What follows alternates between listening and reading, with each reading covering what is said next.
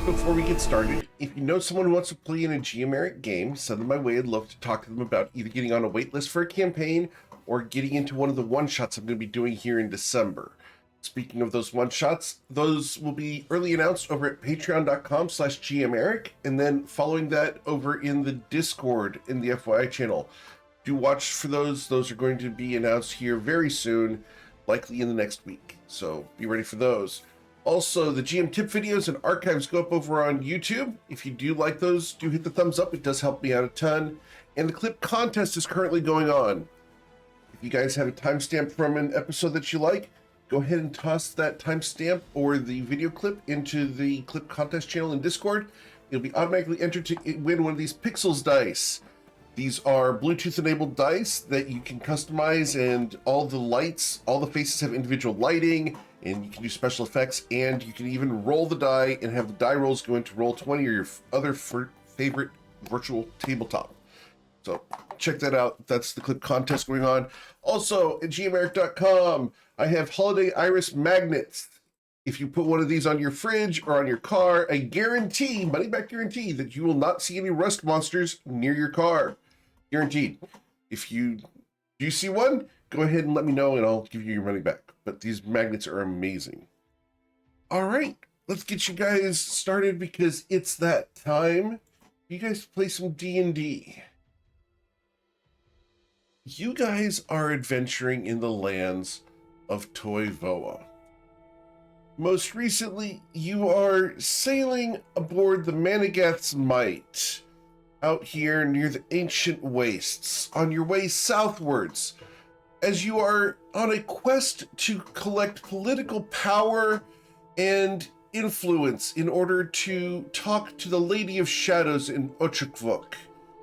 To that end, you've collected the ambassador, or been appointed the ambassador of the Shanoza Protectorate in Islarin Manigath, Islarin Shonazath, and who has gotten married to Rolmos Manigath, and he has taken the ship, the Manigath's Might, and brought you westwards.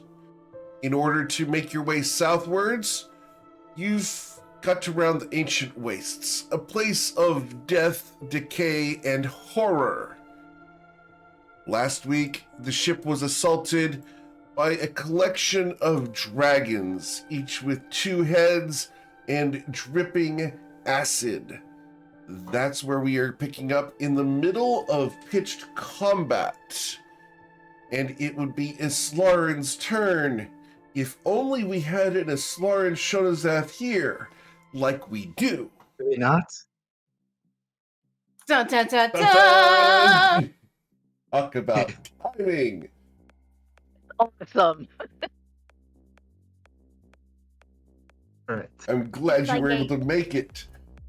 It's like a Me too. magic show. Ta-da! Behind the curtain is Lauren.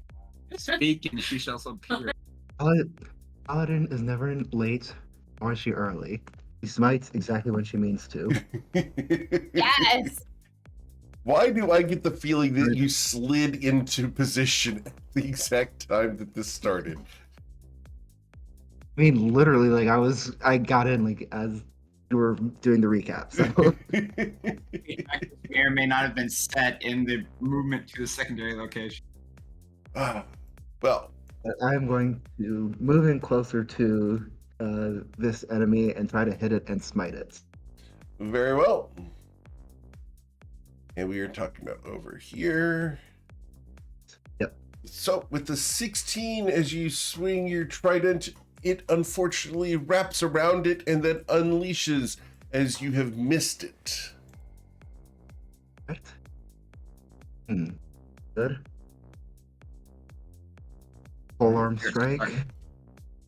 The 3 attacks you have performed apparently suffer from your new location as you have missed all 3 times.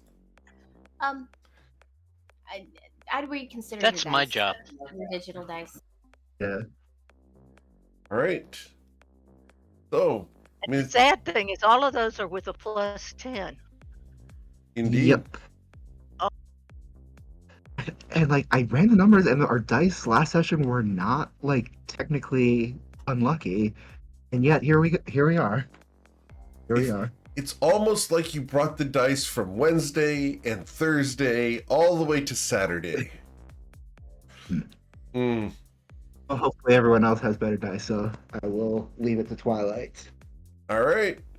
As we leave it to Twilight, this is a dire situation. What would you do? It is.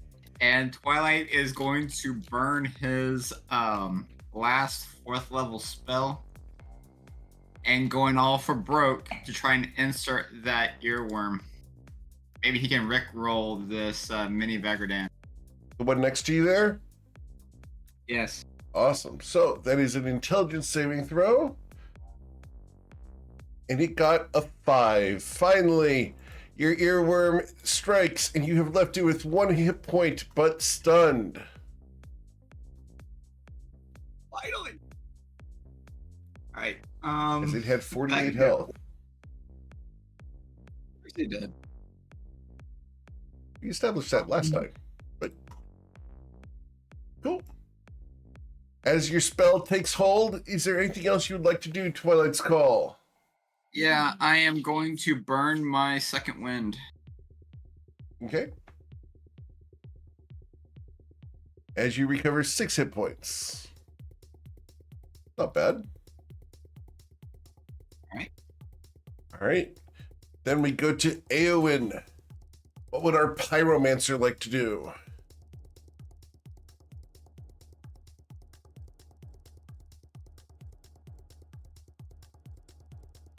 Eowyn, are you there? Here. Awesome. What would you like to do, Eowyn?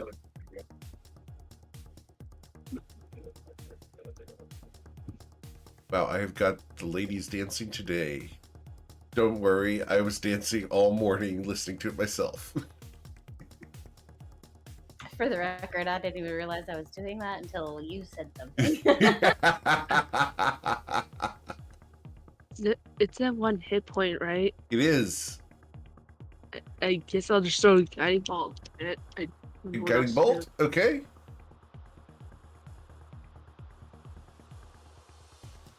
As a radiant energy charges outwards from you, you blast it, and it ceases to exist as acid sprays out into the sea.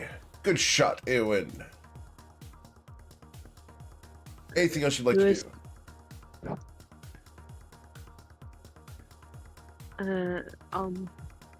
I think it's how far I can move. Sure. I'll move there. Very well. Romos, in this situation, is going to try to protect his crewmate. Unfortunately, he's out of healing, so he's going to leap forward to his wife's side and attack with a rapier. The rapier thrusts and will miss. The scimitar clatters against the dragon's scales. It must run in the family. Indeed. He then leaps backwards with his rakish audacity. Winkle the Great Lucitar, what would you like to do?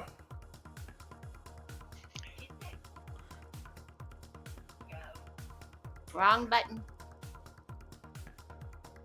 We cannot hear you, sir. I want to There he is. There you go.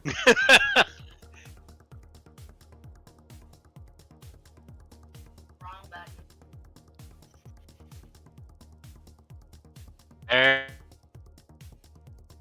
There we go. Now I'm going to shoot this guy. Right. Okay. All right. Your 3 shots, only one of your 3 shots strike him, dealing 25 points of piercing damage. As the arrow sits in its flesh, acid begins dribbling upon the ship, hissing into the wood. Any movement you'd like to make, Winkle? Yeah, I'd like to move Uh, Where are you going to move to?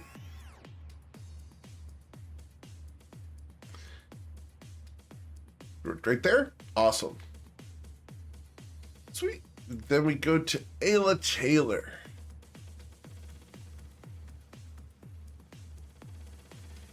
Ayla's gonna come down here. And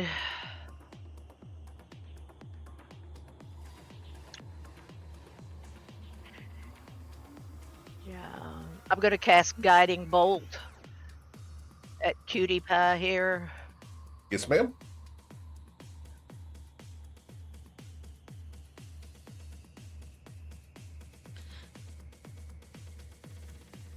As guiding bolt sails outwards, it flies far away into the sea, never to be seen again.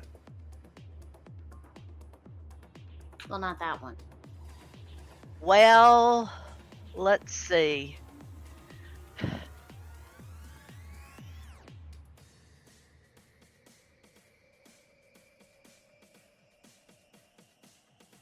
And I can cast Healing Word, can't I? Yes, ma'am. For the group? Okay, let me do that because we got a lot of people injured. So I'll cast Mass Healing Word. Okay.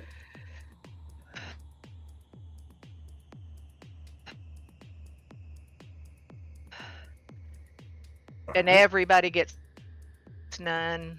Everyone except for Covet, Eowyn, and Twilight. Alright, so the people nearby you there recovered 9 hit points. That's gonna be key. How about the little girl there by me? She One of recovers the 9 hit Fantastic points and is Four. conscious once again. Yay! Yay! Awesome. Okay, I'm good. Sweet. Then it becomes the dragon's turns. And we are going to attempt to recharge Acid Breath for the 2 dragons that I have available. 2d6. We get on a 5 or 6. We got the front guy's Acid Breath back, which is most unfortunate. It's a 5, not a 6. It's a 5 or a 6. Oh. Yes, sir. So, we are going to let out an acidic breath at one of the people here. And this is a cone that is, I'm sorry, a line that is 30 feet long and 5 feet wide. So, from here, we could release the breath like so to catch 4 people. Who are we going to target, though? We're going to target one of these people. So 1, 2, 3, 4, 5, 6, 7. So roll 1d7. Who are we going to focus on? Number 2, Winkle. The acidic breath flies like so. And yep, 5 feet wide. That'll catch Slarin, Rolmos, Winkle, and the crew lady. So, need you guys to all roll a dexterity saving throw.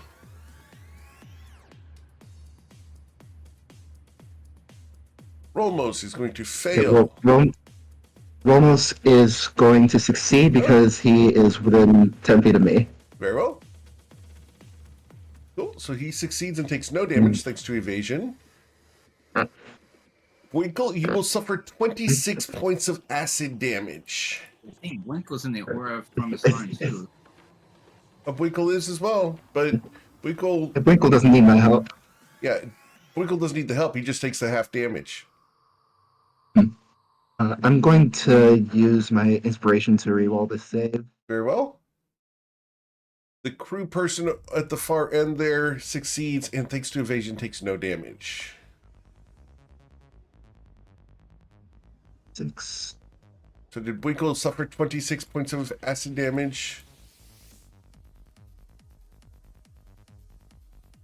Because it looks like he suffered 8. Alright. So, Slarin, you did save. You will suffer 26 points of acid damage. Then the dragon is going to perform its multi-attack. And we are going to choose who we are going to swing at. This is going to be 3 attacks against 2 targets, all of them upon your crew person to the south. I'm sorry, but yay, it's not a Slarin.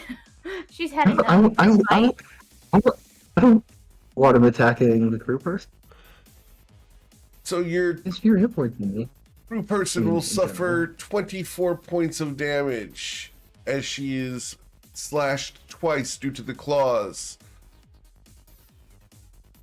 And then over here, we are going to fly closer to someone. And I have 3, 7 plus 4 is 11. So 1d11 targets. We are going to target number 11, which is Eowyn. We're going to fly towards Eowyn, where we will bite at Eowyn. With a 9, I will miss you. A Shiza, I should say. 25 to slash Eowyn for 7 damage, and again 17 clatters against your chainmail armor. The dragon will provoke an opportunity attack as it will then leave the reach of Eowyn. Would you like to take that opportunity attack, Eowyn? Can I hit it with the longsword, the dragon longsword? Yes, you can.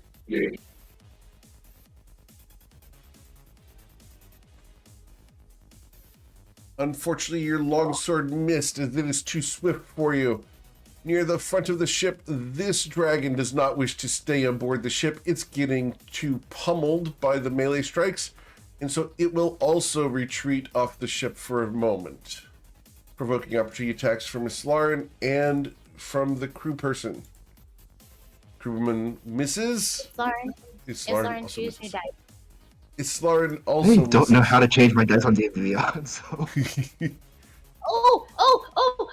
Okay, I'll send you a message. Yes, you can change your dice on D&D Beyond by going into the My Collections and changing your dice. So if at the very top of D&D Beyond, go to Collections, and then you'll find My Dice. And you can change out your dice there. Which is fun. Someday, should we have an in-person game, one of the plans I have is a dice annihilator that I will include in the room. Ooh, can smash disobedient dice? Yes, it will be some form of a hydraulic press. I love this so much. It's gonna have to have a Sharpie on the dice, so if it rolls 4 ones and it goes into the press. All right, Miss Right. Munson. She is going to go ahead and she's already has empowered hex on this one, so she's going to roll that first. Not very good, but we'll take it. And then she's going to cast Eldritch Blast. Yes, ma'am. 21 to hit. Yes, ma'am. And you deal 19 damage. The dragon catches and tears its side open as acid begins cascading into the water. Second roll. Sure. 25. That also hits, this time for less damage, but still, this dragon is grievously wounded by your blasts. And then third hit. Yes! No! As the critical strike tears into this thing, you will deal 16 plus 18 would be 34. 34 plus 5 is 39 damage. The dragon tears from tail to face and then explodes. You How many gain points? 39 temporary hit points.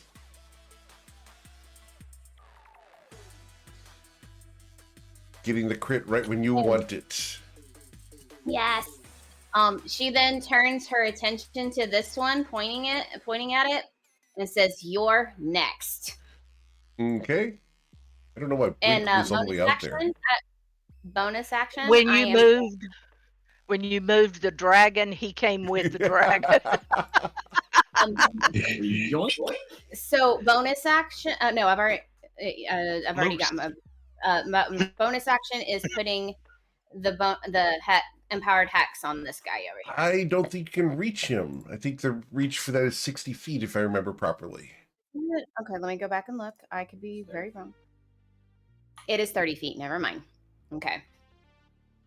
All right. Would you like to move, though? I would love to move. And she's going to move 15, 30. Right there. Awesome.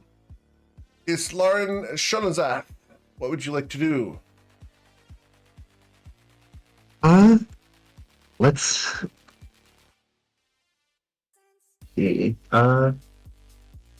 I think I'm going to. If it doesn't want to be in melee range, I want to make it be in melee range. So I'm going to cast command, and I command it to approach. You're going to command it to approach. I need to move. I need to move it. I need to move 10 feet closer now. Or do that? 70 feet away. Okay. Or 60. There we go. All right. So you're commanding it to approach. Its wisdom saving throw against your command will be a 9. Shiza. Shiza. It will be coming towards you this next round. Anything else, Islaren? As you have signed its death warrant. Haven't I? And if it survives long enough to approach, I'll just wait for it. Otherwise, that's it. Mr. The Call. Well, while I'm steering the boat, I'm going to take 2 shots at this one over here out front. Okay. First one.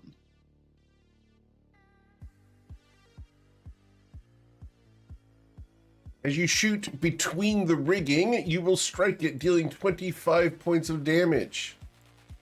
Quite a shot there, sir. Yay! Ooh, I'm Practice. impressed. Which, of course, is going to impact the second shot. Of course. Maybe not. Because you've done it once, you can do it twice. The second shot also strikes the dragon. Can't let the wife show me up on the damage meter. Indeed. All right. You let the wife shine. They really like it. Just saying. Just a smidge. Just say it. Mine enjoys it when she does more damage than I do. I will absolutely admit that. I don't have to let her do anything. She shines all on her own. Exactly. You just got to enhance it. Shine the mirror upon it. And I'll keep driving the boat. Very well. Eowyn, what would you like to do?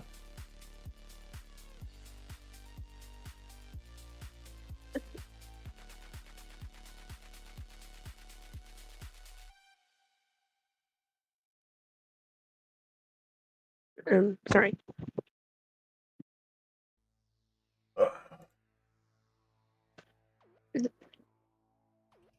If I cast Mass Healing Word from here, will it be able to help heal combat too? Yes. Don't worry about me. I'm good right now. Thank you. It looks worse than what I actually am. Yeah, but if Eowyn casts Mass Healing Word, you get healed automatically without costing anything Oh, extra. Okay, fine. Bring it. I'll cast that then. Okay. So, how many hit points are they going to recover? Um,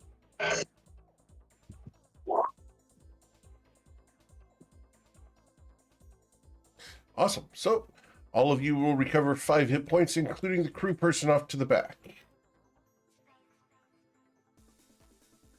Awesome. So, this person back here recovers 5 hit points as well. Thank you, Eowyn.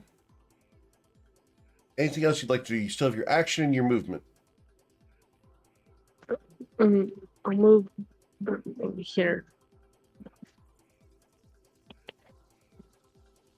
Okay.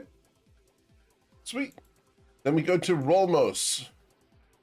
who sees the situation and goes, "At your side, my lady," and he will prepare to stab. No, stay. Okay. He looks at you. Are you by your side? Of course. And he slides his hand across your waist and prepares his rapier. Very much a Wesley move. Keep your hand free to attack it. He looks at you. One hand is always free to attack, while the other is free to caress. And you feel tweak, tweak. Winkle! Definitely a Wesley move. Yeah, You We're gonna- wish. As you wish. Yes! okay, we're gonna take another power shot. Sure.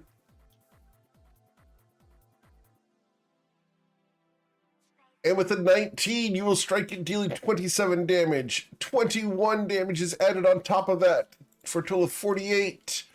He has 14 hit points left. Do you take your third shot, sir? Yes.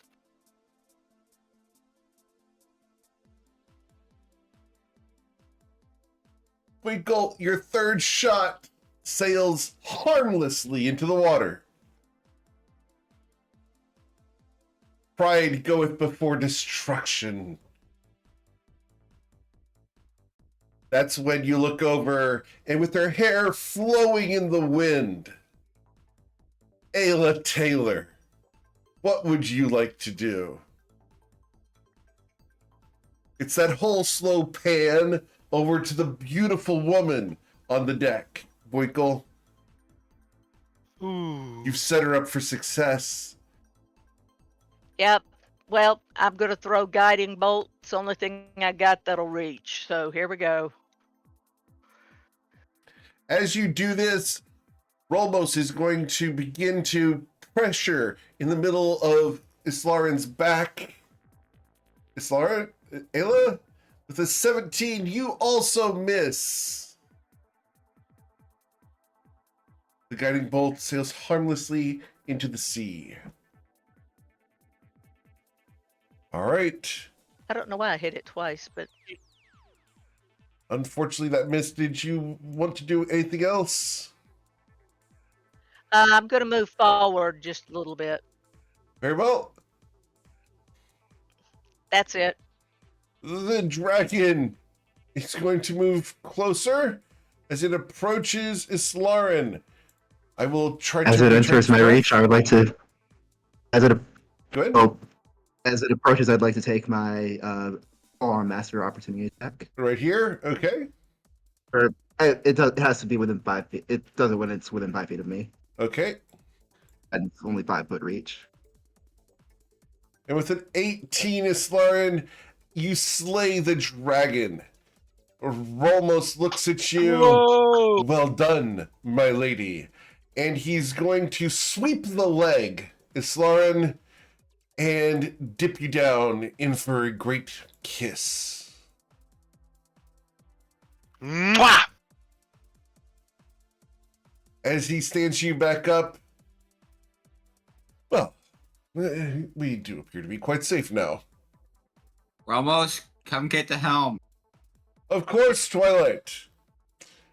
And he will give one last tweak to your booty, Islarin, before walking past the rest of the crew and to the helm. At your service, sir. You are relieved. I'm relieved. Enjoy. Islarin, as he walks away, his hair is perfect. He's helpful, kind, considerate. He's everything you ever wanted in a man.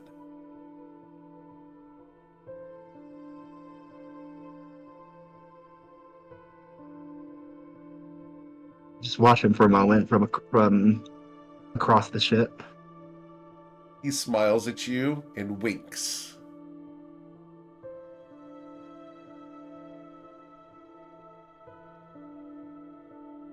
Any idea what those things were, where they came from, or why they were out here? I'm gonna drag this carcass and bring it over to the center of the ship because I figure if anyone can identify anything about it, it's probably either going to be Ayla or Covet. I want to skin it or harvest something from it. That too. All right. So, who's going to do the harvesting, or are you going to wait until the creature is identified?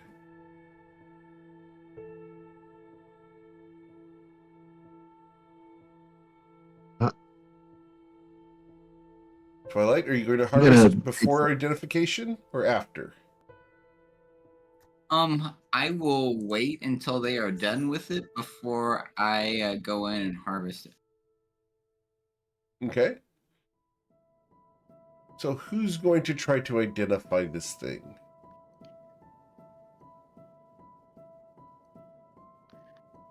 Guess I could try.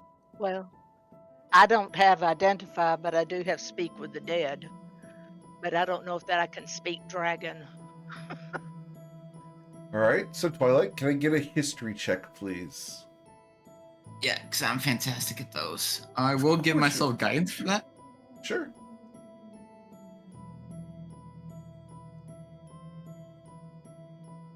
With a 24, Twilight's call, 26. You recall stories of Vagrodan. How he had two heads, and his wings cascaded acid behind them. This thing appears to be very much in the same line as Vagrodan, but is exceedingly small, being only 10 feet long. This is some kind of spawn of Vagrodan. A whelpling, you might say. A fresh hatchling, born somehow of the great evil creature. It stinks. It like sulfur. Its scales are hard as rocks, but it is not the terror that is Vagrodan. You can only imagine what type of creature could let this go, and still, this is deadly. I will relay all of that to Islarn and the rest of the group.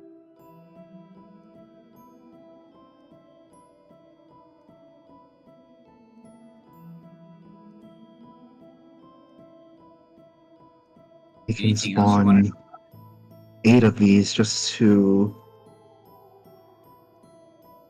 bother our ship. There's no telling what else you could do if you were more focused on an enemy is on us. Well, at least these were removed. I don't know if there's any more of them out there or not. I don't understand how they survived because according to the history that we learned before, Vagrodan himself had to have a lot of help to survive to make it to being born. He was created. Yeah, but he still came from an egg. And I'm not sure about dragon lore, but doesn't it take 2 to tango? You don't recall any history telling you anything about a mate of Vagrodan. So is I this have an no idea. asexual reproduction? Is this a energy diffusing, splitting, or some other type of osmosis? I don't know. Are you asking me that, or are you asking the party? The party. That's up to them to respond.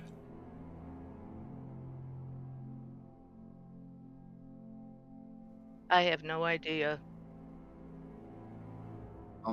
I'm going to use my history and understanding of this thing that is in front of us to harvest from it. Okay. Please roll your survival check, sir.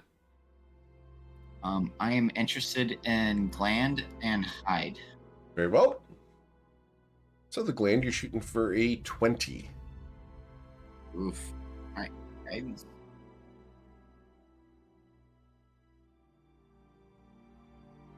With a 23, you are able to harvest the glands from the jaws. You now have 2 young dragon glands.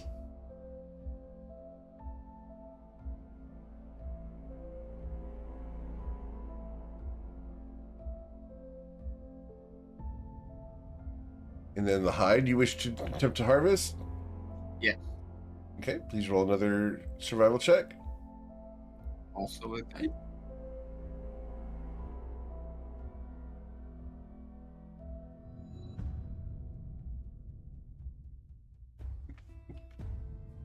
Oof.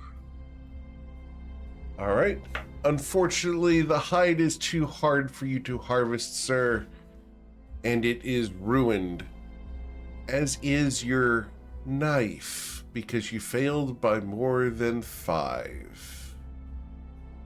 That's not good. So your skinning knife is corroded by the acidic body. All right, I'll remove it. All right. So as you have disposed of the bodies of these fell creatures, you're able to continue sailing once again southwards as you have rounded the horn of the ancient wastes.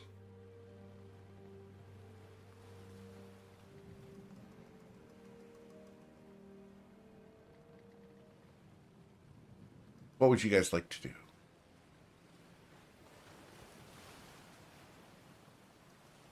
First things first, I'd like to take a short rest. Very well. After, Short rest or a long Okay. rest? well, 30 minutes to start. So you may all take Okay. a short rest.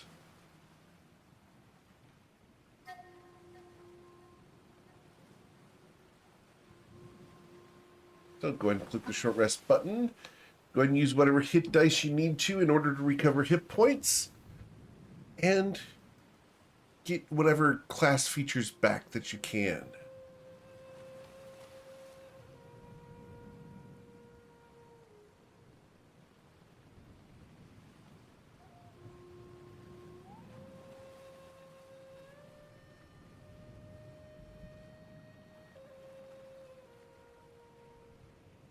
Your crew members go about their business, bandaging themselves up and getting healthy once again.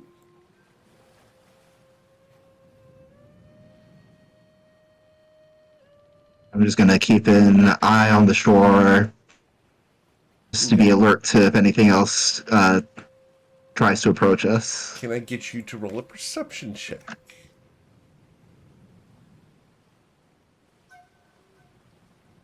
Song of Rest, everybody gets an additional 4. Awesome. So, as you look towards the shore, you can see a serpentine form beneath the bones winding away from the shoreline and deeper inland.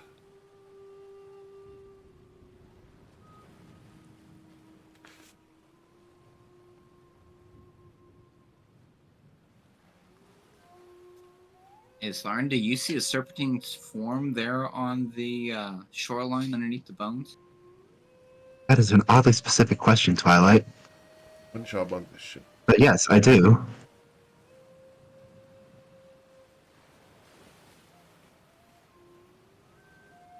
I wonder what that is.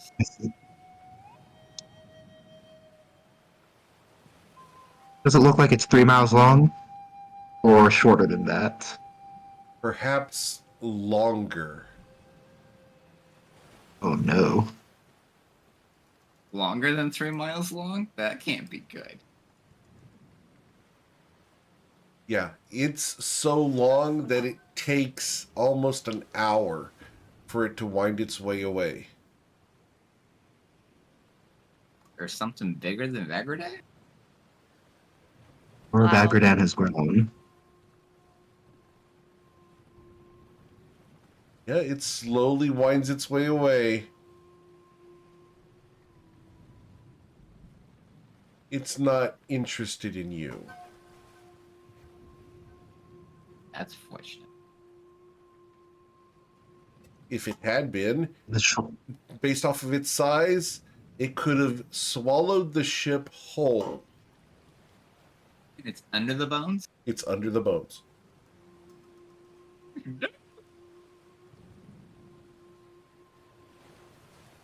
That's how many bones are out there. Is there any legend or lore or songs about something that is greater than 3 miles that swims in the bones? You can roll a history check, please.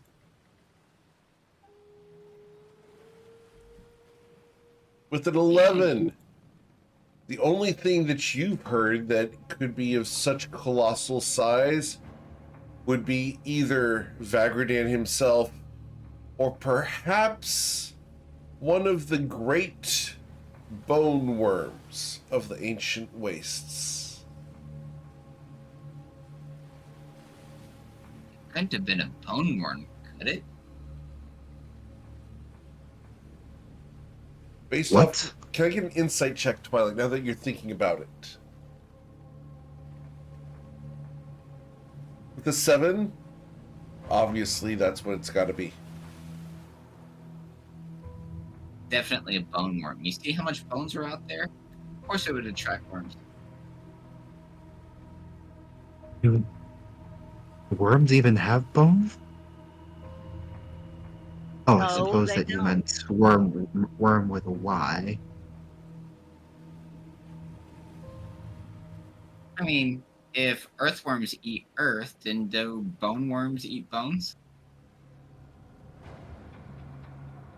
Yeah, and they never stop growing either.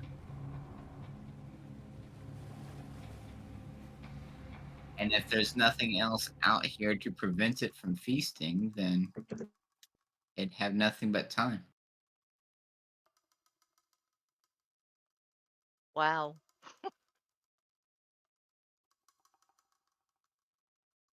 Well, if earthworm is Jim, does boneworm make it Eduardo?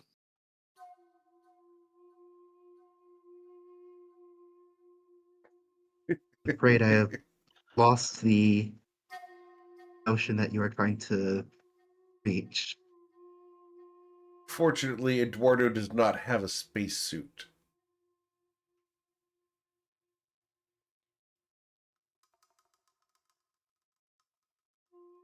Great. Well, as you guys sail past over the next several hours, the motion across the bones dissipates, and you're able to continue sailing southwards without any ill effects.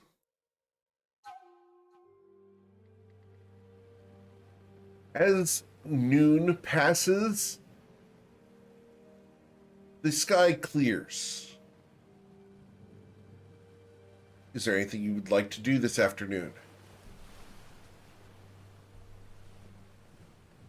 Is there any other books on the ship now that I finished this series of the Fox in the Hen House? There are. The question is, do you have access to them? I don't know. Do I have access to them? Can I get an insight check? Because you may know where they are.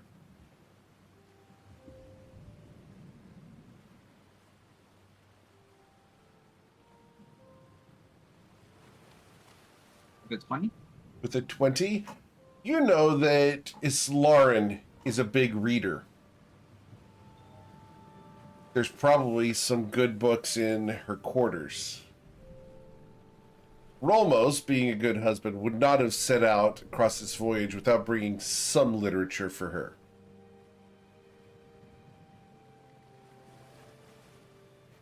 Maybe you can borrow one of those books.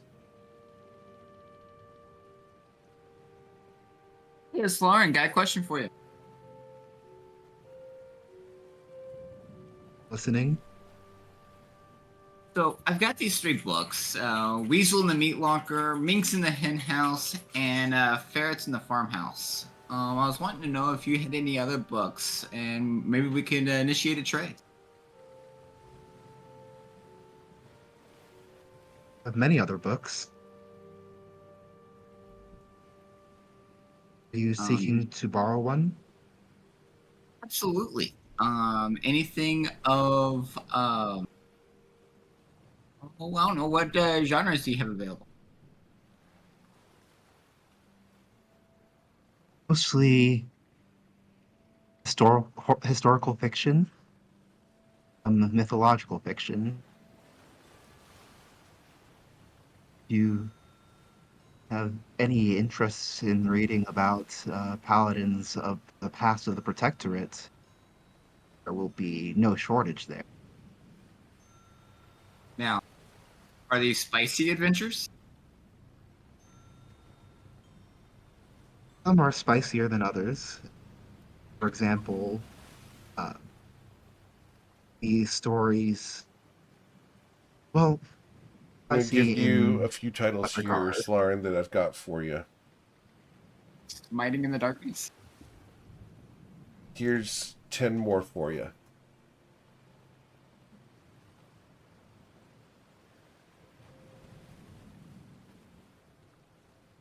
For the record, GM Eric has 50 of these books for you.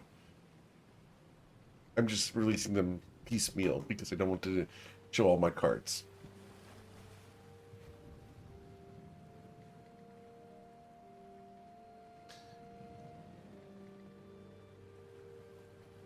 Which of those titles would you provide to Twilight's Call?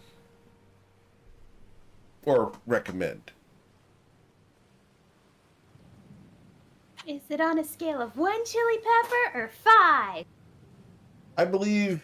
I think Go ahead, Lauren. I would assume that these range from 2 to 5, correct? Or 2 to 4?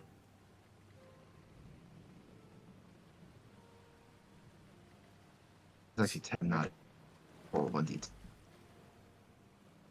Okay. So 6 of That's them. really spicy. Not. I was actually going to say you should try the Moonlit Mariner. The Moonlit Mariner.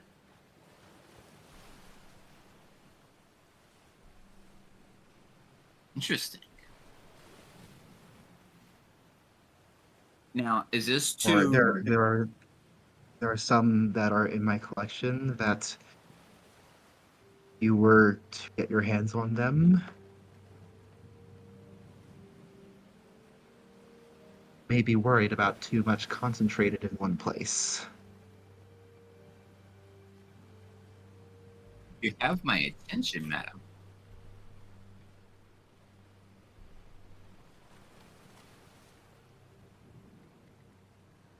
Islam just raises an eyebrow but won't elaborate any further.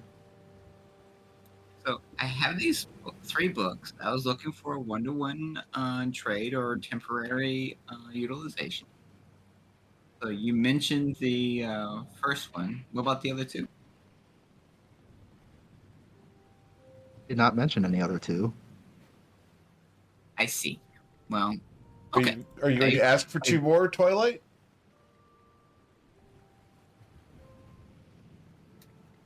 He'll begrudgingly do a 1-for-3 trade.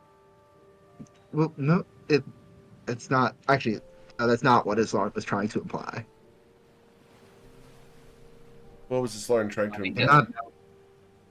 I am not asking for a trade. You are simply welcome to borrow items as long as Oh, you're breaking you up. return them, and as long as There you are. Try again. you are welcome to borrow my titles, as long as you ask first, and as long as you return them. I do not ask for anything in exchange.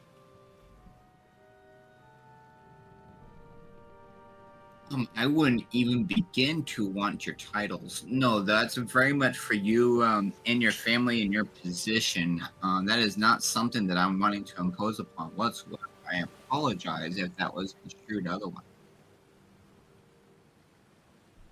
Well, then in that case, you may borrow my book. As long as you ask first and as long as you return. Oh, yes, of course. Ask first and receive my permission, say. Then I shall indulge on this first one that you have mentioned. What was the name of it again? The Moonlit Mariner. But of course. Fantastic. Thank you. So, as you hand him the book, Twilight, do you read the dust cover? Of course. Step aboard the Moonlit Mariner, a luxurious floating oasis that drifts between a canopy of stars. Here, the line between sea and sky blurs in an intoxicating haze of seduction and mystery.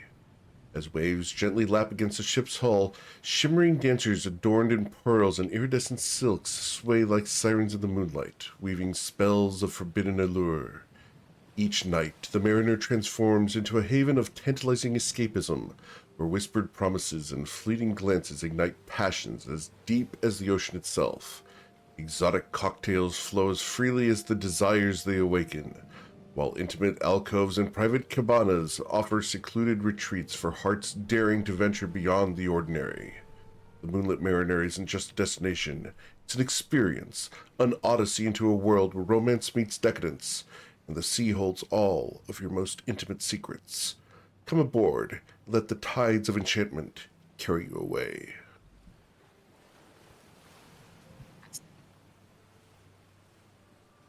Wow. Love it.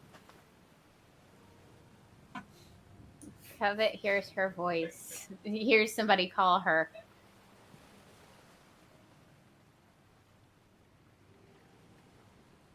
Where's Shall we read this together? voice coming from? She takes the book. She reads the back of the dust jacket. Well, she reads the dust jacket. She Yep. raises an eyebrow Uh-huh. and she asks, "Where did you get this number one?" From Miss Lauren and her private collection. So you like smut.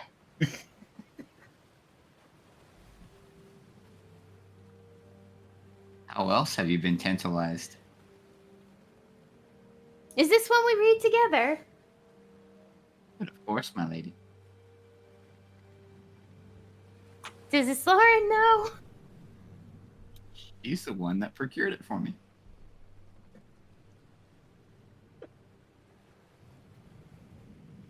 Does it come with diagrams? The last one did.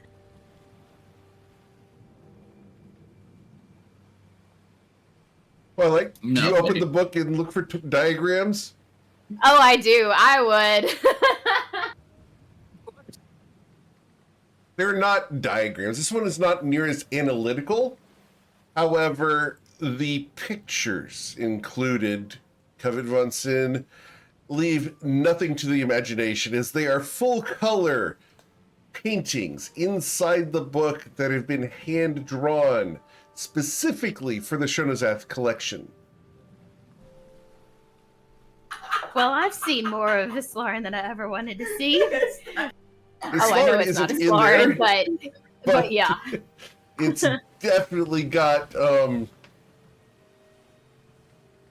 detailed renderings, we'll call them. So it's basically like the Kama Sutra of a protectorate. Gotcha. Oh no, not even that. It's more of you see nothing, but you do see everything, right? There are no actual intimacies involved. However, the insinuation and the clever placement of hips and blankets, etc., a convenient pillow makes it safe-ish. Okay. Covet's respect for Islaren has increased least. I mean, she was always respectful. She always had respect for Islarum, but this just takes it to a whole new level. She's like, okay, I see you, Islarum. Okay. She is on her honeymoon. Yeah, she needs all the reference she can get. How do you know? She may be just fine. She's definitely just fine with this book. Based off of what you see in this book, Covet, Islarin is perfectly fine if she's read through this book. And so is Rolmos. Oh, yeah, for sure. Twilight, how long are you... How long have you checked this book out for? We didn't specify a time or duration. Is that when Twilight closes the door? Yes. Understood. Does he then lean against it? Yes, and puts hands through the hair. Understood. Covet von Sin, he gives you the look, and as we do so, we shall fade to black upon the couple, because we do not need to go into that. All right, somewhere else on the ship, Ayla, Winkle is looking worse for wear.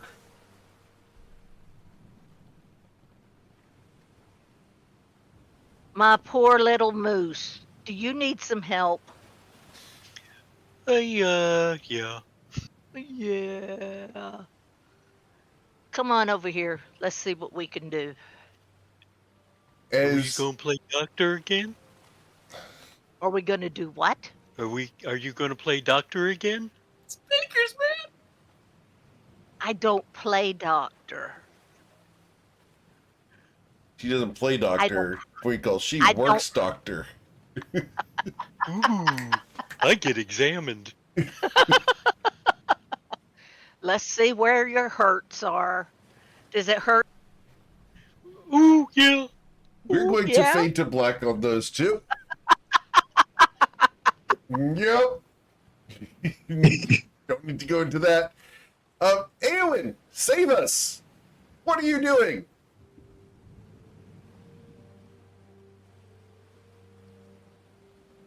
The Love Boat. She's probably. well- Eowyn's probably throwing up. Why would I be throwing up? Why would I be throwing up? Eowyn can understand passion, even if they're not currently involved in it. But a moose? Who's steering the ship? Rolmos is. Can I go find him? Of course. As you come up to Rolmos, he looks at you. Yes, sir. How can I help you? Do you know how long until we get to our next destination? I believe that we have another 5 days to arrive. Chunju. There we will need to restock, of course. After all, while the food that Ayla can conjure is nutritious, I do find it distasteful. No matter how much mayonnaise she provides it, it still has a bland flavor. You know, unfortunately, there's not much she can cook with on a ship. Indeed. I'm gonna get some ketchup next time. The alchemy jug doesn't do ketchup.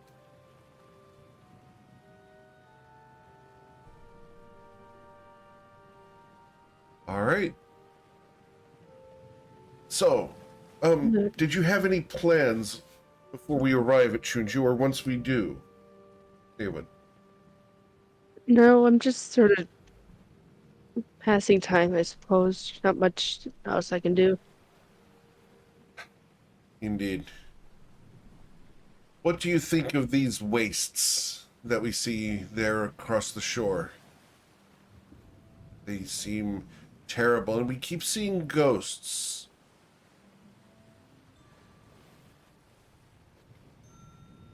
How do you feel about this? Go ahead. I do feel bad for the spirits who haven't moved on yet. Indeed. As do I.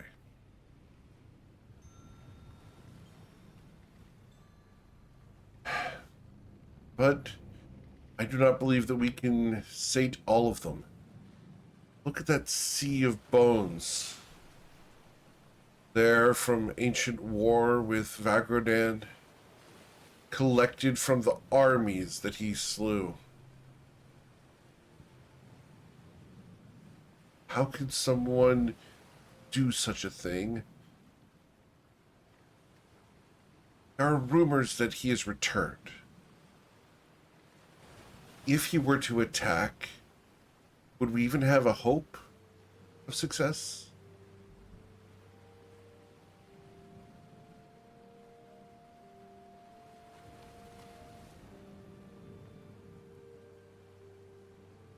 I'm unsure of what to think of that. All I know is that we'd at least give our best. You were right. Sometimes in the face of unrelenting and daunting challenges, that is all we can do. Our best, and hope that we are remembered in some story far in the future. Do you agree?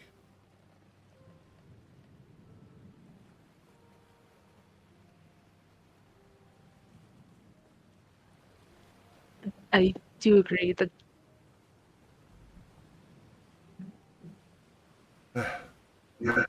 Would you want Twilight or some other bard to tell the story of your history? He's quite adept.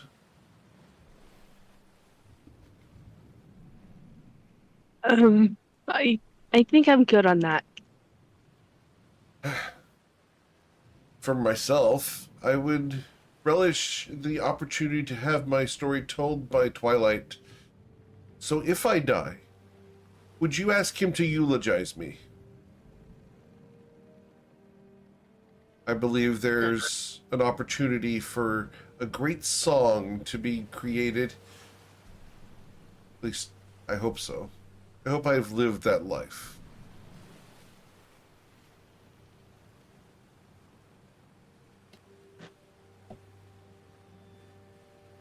Well, I may not know you too well yet, at least, but I'm sure you lived a good life enough for some bard out there to make a song or something. Well, allow me to tell you a little bit about myself,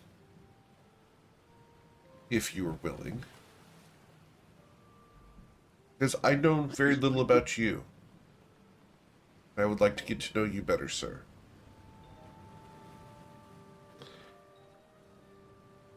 All right. Twilight has been granted inspiration to be used exclusively on your performance check. Okay, let's see what the performance is. Understood. We'll wrap this one with advantage.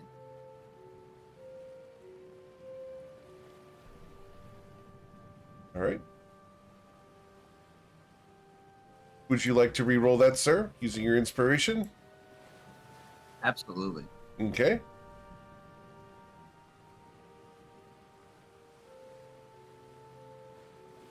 All right. Yep. So we'll go with 30. the 30. That answers that question. How they walk. Rolmos has a difficult time steering the ship for a couple moments as the ship is rocked. Moving on from that, Eowyn, I would like to learn more about you. Let me tell you a little bit about myself. My favorite color is green. I enjoy Scrimshaw, and I believe that the exploration of knowledge is the ideal to which we should aspire. I dislike pickles.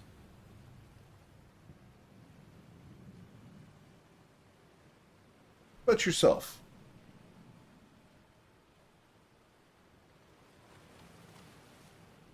I'm honestly on board with you there. Pickles are disgusting. I don't know if people tolerate them, really. No, I haven't found many people who agree with me on this topic. Why is it fascinating to have a land vegetable or eggs placed into salt water and then preserved in such a way to where they become this disgusting mush? I really wish I knew.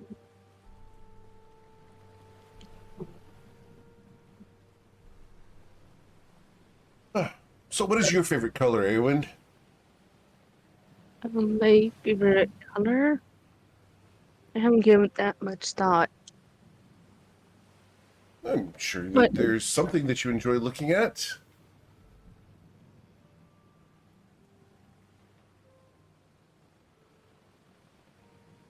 well, off the top of my head, I'd have to say like a really dark blue.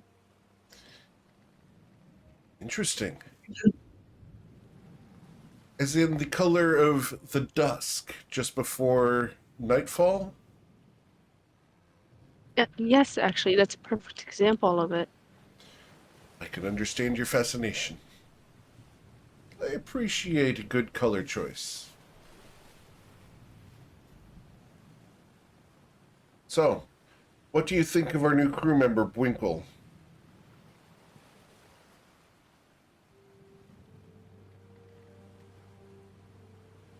I think he's nice. I'm glad Alia found someone finally. How about yourself? Are you looking for someone? No, and I don't plan to. Awen, you've been granted inspiration for your color choice. Thank you.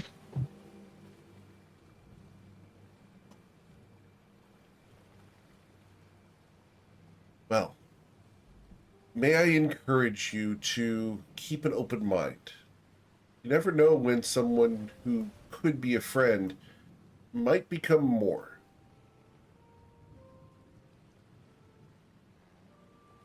I really appreciate it, but I don't really want to. I understand. There is no pressure, but would you be opposed to me introducing you to someone could we meet them in an appropriate way? After all, the crew are lonely since Shakik left.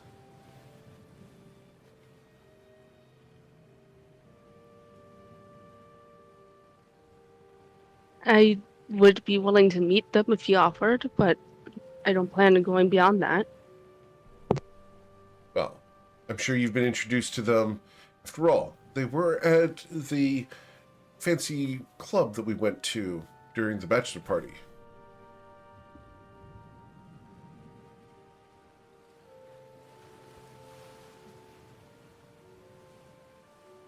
I did not need to be reminded of that place. He smiles. It was our first fight. I hope our last, though I doubt it.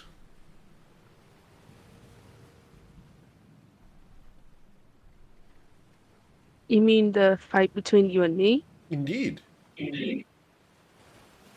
Our first Well, disagreement. well, as long as you continue to be a good person and treat us Lauren well, I believe that will be our last disagreement. Am I doing a good job when it comes to her? I am doing my best. From what I've seen, yes. Well, and I thank you. Please, if you ever see me make a mistake, let me know. I appreciate the check and balance that you provide.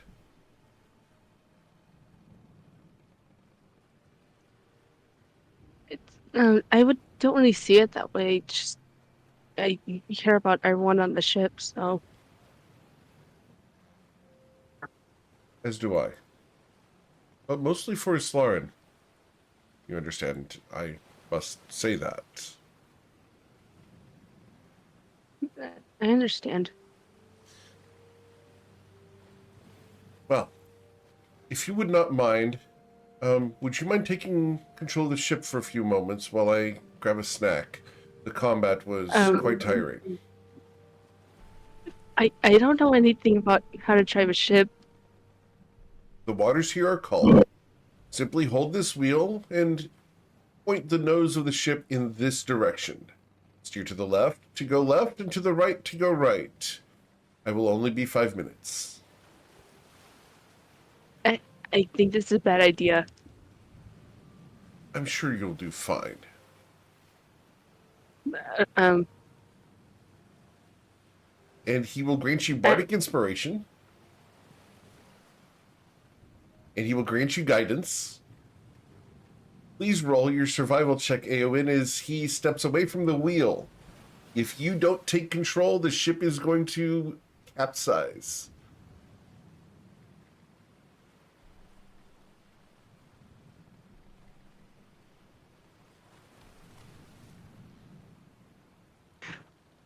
So I'm sorry.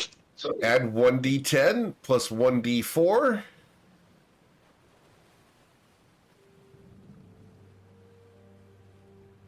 Sorry, what? Add 1d10 for bardic inspiration and 1d4 for guidance. How do you do that? I can roll them for you real quick. So we'll do /roll 1d10. You're at a 17, 1d4. You're at a 21 driving the ship thanks to the very good instructions of Rolmos. Oh, okay. So with the 21 Aowen, he smiles at you. See? Nothing to it. I leave you here. That's- The crew will assist you with anything you need. Try and be quick at least. Of course. And he heads down the steps towards where Islarin is. He whispers something into Islarin's ear that we will not repeat. Islarin, will you follow him down below? I will put a hand on his chest and say,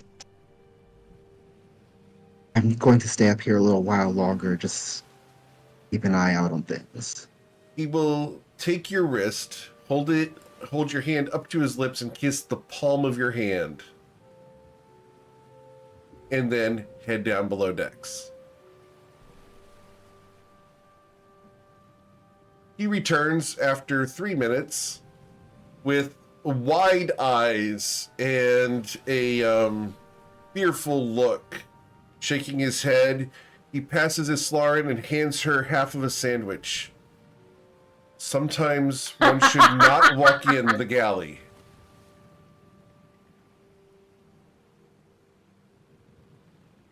As Winkle and Ayla were left alone.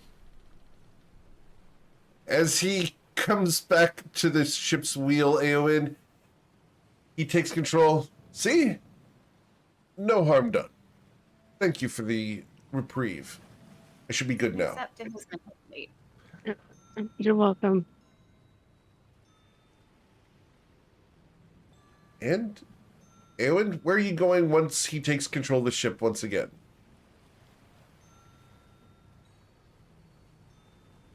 I'll just go on deck. All right. Cool. Ayla, you have taken care of Winkle's needs. Just the ones concerning his health. Understood. What did that cover? Injuries or some therapy? Injuries mostly. Was there a massage involved? Oh yeah. In one of his calves, he had a cramp. I'm not going to go there. Just in his calf. Yeah, you know what happens when one moose and another moose really love each other? They get calves. Oh, jeez. Not that kind of cramp. Understood. He has a few new bandages if you'll look. Understood. Winkle, based on the number of bandages you've gotten in the past couple of sessions, you may look very much like a mummy moose. Yep. If the only place that she hasn't put a bandage is on my eyelids. So far. And for the record, as someone who has a scar across my eyelid, the eyelid sucks to have bandages on. She's such a wonderful person. She takes care of me. I wonder if I could get her to read to me. Everybody else reads. I can't. You mean to tell me you went through Minotaur school and didn't learn to read? No, that's just kind of throwing people. Do what? It's just kind of throwing people. Sorry, Ayla? Based off of this revelation, there's a series of books that you are aware of that Winkle may need to be exposed to. Yeah. Are you going to try to go and get one of these books from the couple down the hall? Which book is this? Exotic Tales and How to Use Them, Volume 1. Yeah. Why not? All right. He's got to learn to read sometime. Twilight, Pictures? you hear a knock at the door, Twilight. Knock. 5 more minutes. Winkle, you've been granted inspiration.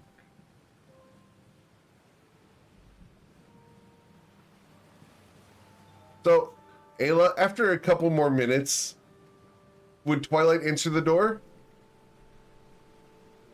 Yes, ever so slightly with just like an inch of looking out.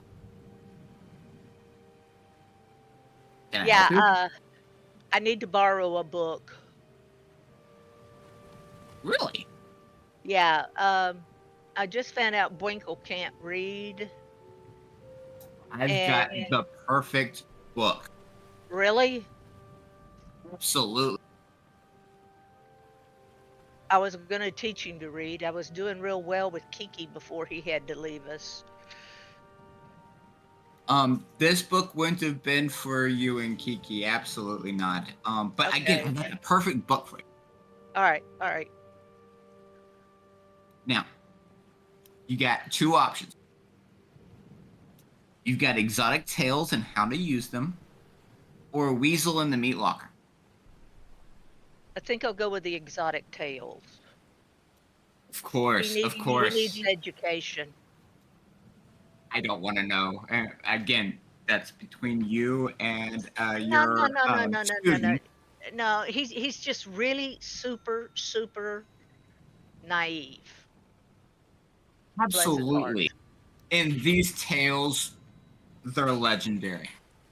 Okay. All right. Perhaps this will help. Here you go. Thanks, Twilight. I appreciate it. Please, let me know what you think. Okay, I will. Bye. All right. So as he hands you this book, the book, Ayla, is bound in brown leather and just has the letter A on the front of it. Then Volume A. That's correct.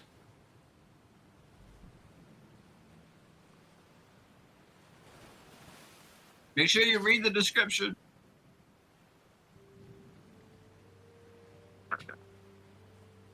Okay.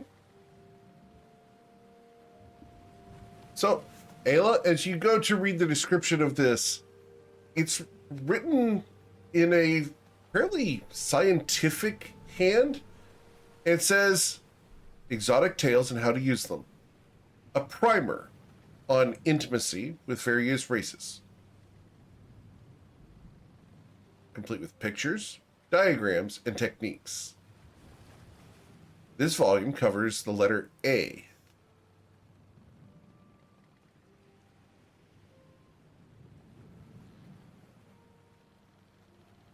Ayla, This may be do you interesting. do you open the book?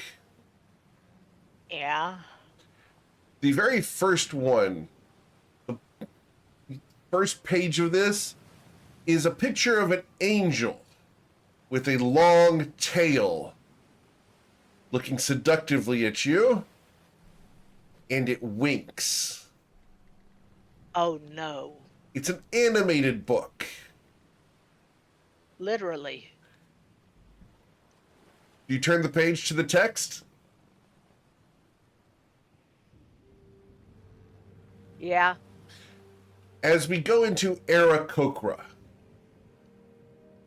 it begins explaining the physiology of Era Kokra and the various zones that matter to an Era Kokra. Various feather pullings and placements of various techniques that could be used in such a situation. There are diagrams and recommendations. There are anecdotal stories of historical events that have happened between the writer and Aarakocra. There's a grand total of 12 of these stories, each of them spanning 2 to 4 pages. They're done from a very analytical and scientific point of view. There is no romance or flowery language, but rather the biological and scientific exploration of the bodies when they come together. Yeah, I see lots of questions coming from this. Do you take this book to Boinkle and begin reading it to him? I think I'm going to read it first so that I'm prepared. Understood. Ayla, I need a history check, or actually, we can just ask. Ayla, how experienced is Ayla Taylor in this realm? Not very. Not That's why I very? want to read it first. Slightly. Slightly experienced. Understood. All right, so you Never will made gain it past first base. you will gain a thorough education over the next couple of weeks as you go through this book. I'm certain. Yeah, but this is a good place to start, and I need to read it first. Understood. That way you don't stumble over your words when translating into Bwinkle. Right.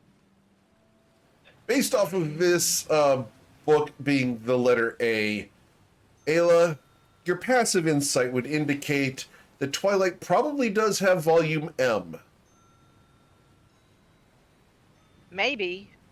But if he can't read, does he even know what he has? Well, Twilight can read, but Bwinkle would probably need the Minotaur section. After all, Bwinkle has a tail, and it looks kind of exotic.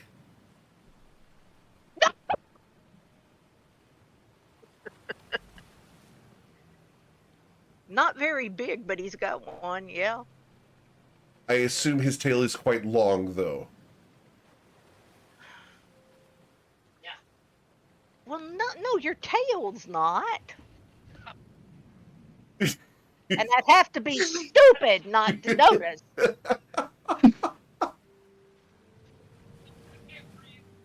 I can't breathe. So, as we leave Ayla with literature, Yes. we move Breathe, Kathy. we move back to Covet von Sin. Covet and Twilight. After Ayla came by asking for a book. Yeah, River is in the volume M, for the record. So, yeah, River Spellsong is in volume M. And the scandalized look on Ayla Taylor's webcam face right now is great. Twilight, as Covet von Sin has been incapacitated in real life, what would you do after your engagement to the lights come back on? I would bring Covet up to speed on exactly what just transpired and what I have initiated. Understood. That's what you say. She Understood. would laugh and cry and laugh some more and say, poor Ayla's gonna be scarred for life. Awesome. Cool. Islar and Shonozeth, you said you were going to stay on deck for a while. What are you doing? Really, I am just, yeah, I'm just keeping watch, and as like the various crew members come around, I'll uh, talk to them about like how they felt the fight went, what like practice we could use in the future, just general debrief kind of stuff. Understood. Cool. All right. Well, the rest of the day passes. You likely won't see Twilight or Covet until dinner time. Winkle, Ayla left you alone in the kitchen, in the galley. You're all bandaged up, and there's food. What would you do, Winkle? Food. I'm always willing for food. Just don't like to eat moose. So, do you go rummaging around for snacks? Oh yeah, I'm actually looking for ginger cookies. You're going to check for cookies. Understood. You know what cookies are called when they're aboard a ship, right? Biscuits? That's correct. So as you check for biscuits, Boinkle, you are able to find some ginger cookies, and they will settle your stomach. Oh, I definitely needed these biscuits. Ayla, after collecting the book and closing it, you're able to return to check on Winkle. Winkle is literally the man who got caught with his hand in the cookie jar. Aha! You found the cookies. As he turns, Ayla, his mouth, the fur around his mouth is littered with crumbs. They're stuck in the bandages and in the hair. He reminds me of Poe. Indeed. Oh my goodness. Cookies.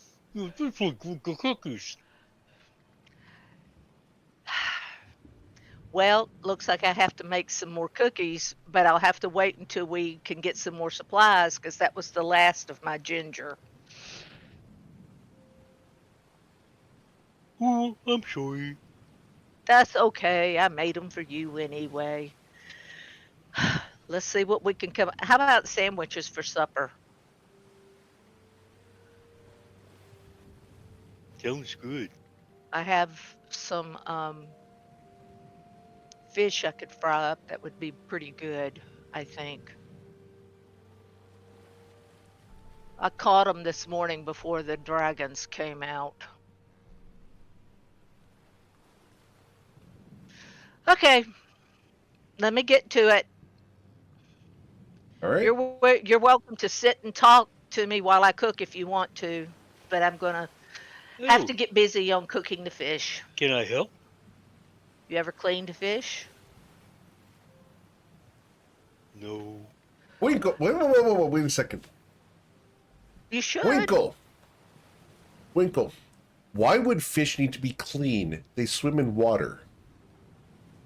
Ooh, yeah. That's why I don't clean them. You just stomp on them. No. We want to get the scales off of them, and we want to pull the insides out of them. Oh, the soft gooey part? Yeah, the soft gooey part we want to get rid of. They've been sitting here in this bucket of water, so this should be all right. But you know, Yeah, but if I stomp on them, it gets rid of the scales. no. We're gonna do it my way this time, okay? All right. Okay, let me show you how to do it, and you can do one with me, and I'll teach you how, and then we can get it done. Okay? You're gonna have a sharp pointy thing near me? Yeah, and you're gonna have a sharp pointy thing near me.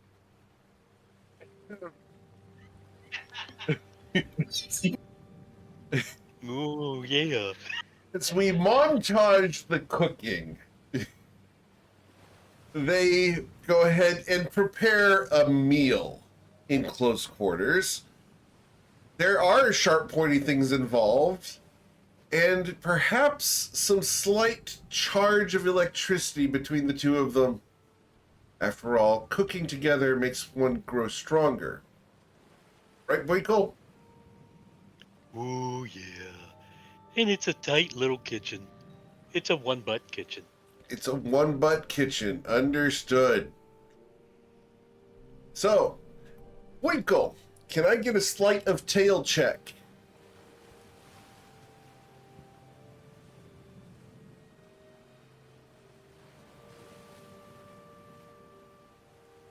This would be down the middle row of your character sheet under sleight of hand. I want to find out how talented Winkle is with his tail.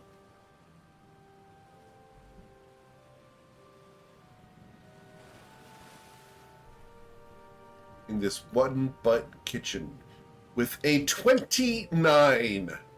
Wow. Ayla? Life. Maybe Winkle doesn't need the book. Maybe he's just got natural talent. Maybe just a little guidance. Maybe that's all he needs.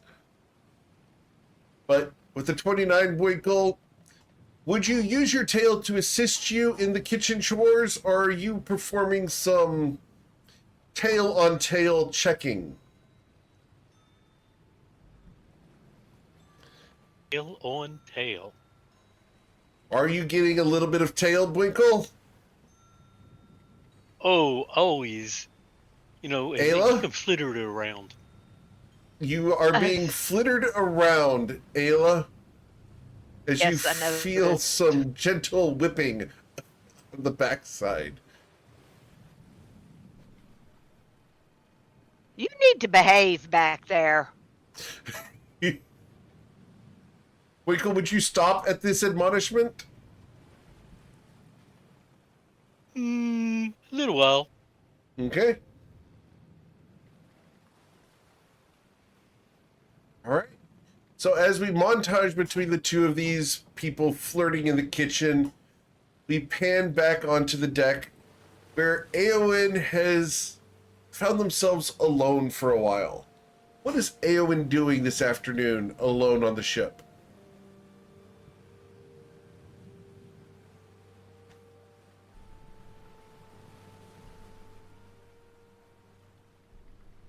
Eowyn? Did we lose Eowyn? Probably. No, Okay. no, I'm here. I'm having trouble talking, but Eowyn will probably take a moment that he's alone to just enjoy the fresh air. Okay. Awesome. You know, like take a moment to let his mind clear. Understood. It's something that he prefers to do a lot, so that he doesn't get overwhelmed. Absolutely. Cool. Well, based off of your various activities today, all of you will gain the benefits of a long rest over the next 8 hours. Covet and Twilight, it takes you 8 hours in spite of being elves to get your long rest. That checks out. Points of exhaustion probably involved. all And that. recover. And recovered. How many points of exhaustion? Just one each? Just one each. Just one night. Very well. Okay. That's when the sun will begin to set, and the sky is that perfect blue, Eowyn, it's that way for the better part of 30 minutes. And you clear your mind of all the dangers, all of the responsibilities, the intrigues of this world wash away as the first twinkling stars appear in the sky. Night is about to fall. You know that dangers come around the ship at night, but at least in this moment, you're at peace, Eowyn. Comfortable, safe, with an adventure before you and friends around. Everyone is able to come up on deck, and for just a moment, you all share the hero shot of sailing the flagship of the Shinozan Protectorate deeper into the ocean, trying to avoid the unpleasantness that is the ancient wastes. Is there anything you guys would like to do before the sun goes down? Once I get my spell slots back, I would bring Serona back. All right.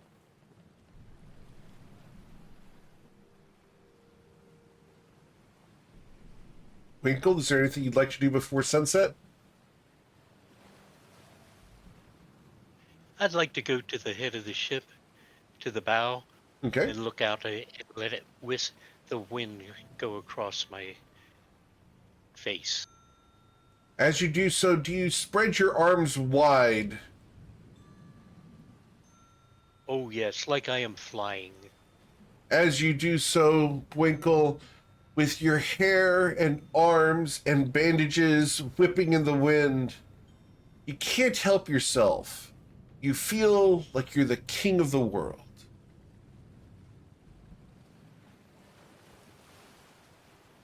It is so wonderful being out on the water.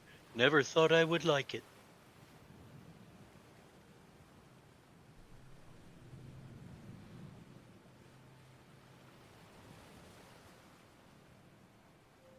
Oh. Covet would go to the side of the ship and just say a quick prayer of thanks to MKL for allowing the spirits that Covet could help move quickly, Okay. and pray that they found their afterlife as what they wished it would be. Okay.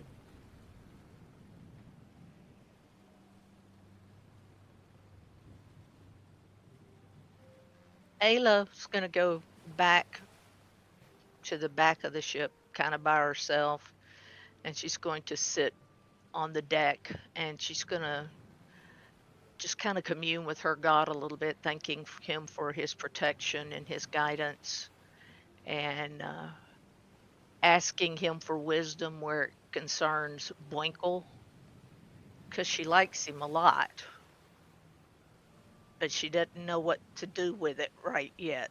She doesn't know how much she likes him, so she's going to commune with her God for just a little bit. Okay. Can I get a religion check? Sure.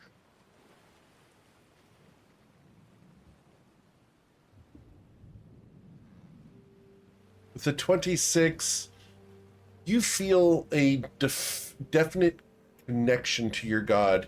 The God of feasts and food. You feel a blessing wash over you. Things are going as well as they possibly can, Ayla.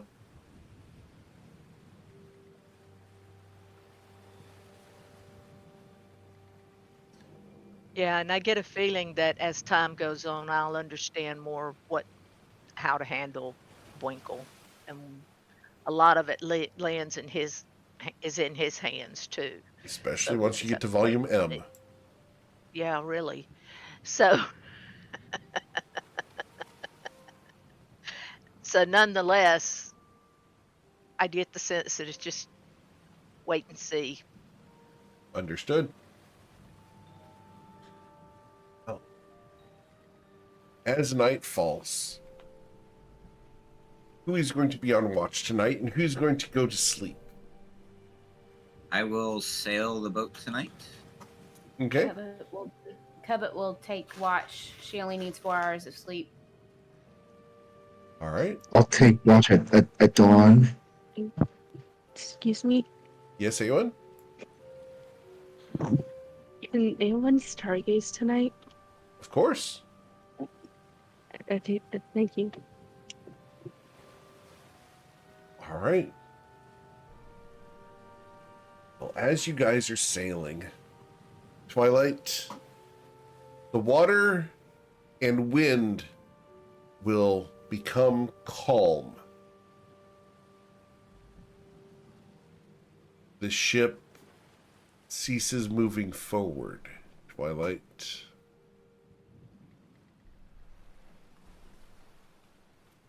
This can't be good. The sails go slack. Have we hit the doldrums?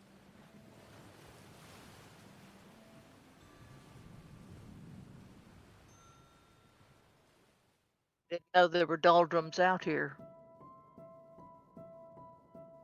Twilight, as you look around in this situation, it feels unnatural. Can I get a perception check? Thank you. Covet von Sin. You see it before Twilight does. After all, that feminine instinct is kicked in. Walking across the water towards the ship from the shore, you see a humanoid figure with horns curved backwards. He seems to be glowing slightly with a brown light, illuminating the water as he walks. As he gets closer, you can tell that his head is skeletal and his robes tattered as he walks with a curved, cruel-looking staff.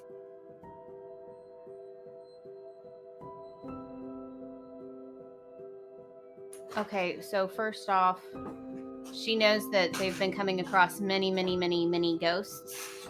So she is going to go through her head and try to figure out if she remembers any stories of this person, of this description. Okay. Let's roll a history check. 14, probably not. You do not know who this possibly could be. But based on robes and such, she's going to roll Arcana and see if she could possibly figure out what this person could be, other than the fact of, I don't know, a lich. Yeah, she has no idea. You have no idea what this apparition is. Should we bring everybody else up? That might be a good idea. Yeah. Habit runs and runs to the door and says, "We've got another ghost. We've got another ghost." And yells it down. As she runs down the ship, Twilight, you can see the ripples of her movement on the ship across the glass smooth water. The ripple goes outwards towards this apparition and bounces off of his feet, spreading outwards from there.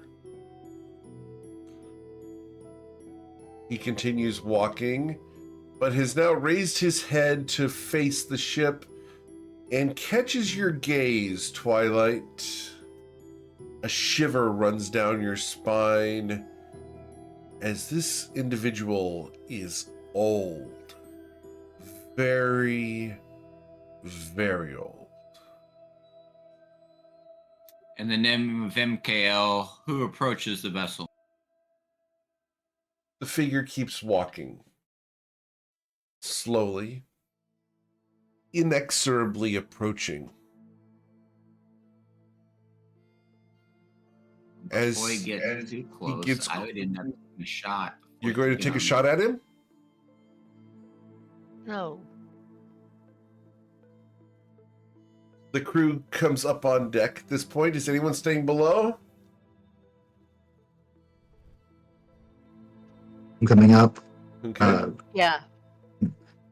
I'd like to use my divine sense. I am assuming I'll get some kind of undead energy, but I'm also checking if there's any fiendish.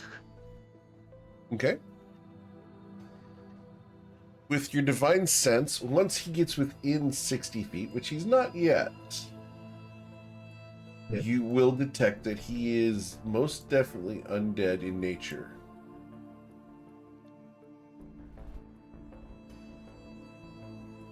As he comes up towards the ship, he seems to be miming that he is going to be climbing stairs as he takes one step and rises 6 inches into the air. Taking another, he seems to be climbing an invisible set of stairs up Who to are the you? level of the deck. Who are you? He faces you, Covet, and tilts his head. His hand reaches up towards his throat and lifts his chin. As he does so, you can see that his throat is missing. Oh, that's unfortunate.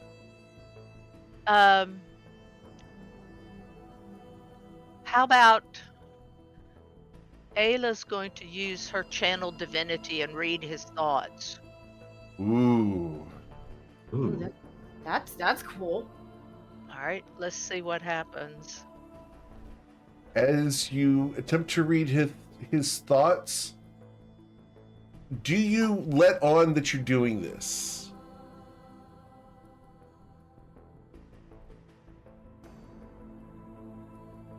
Would you let other people know you're doing this?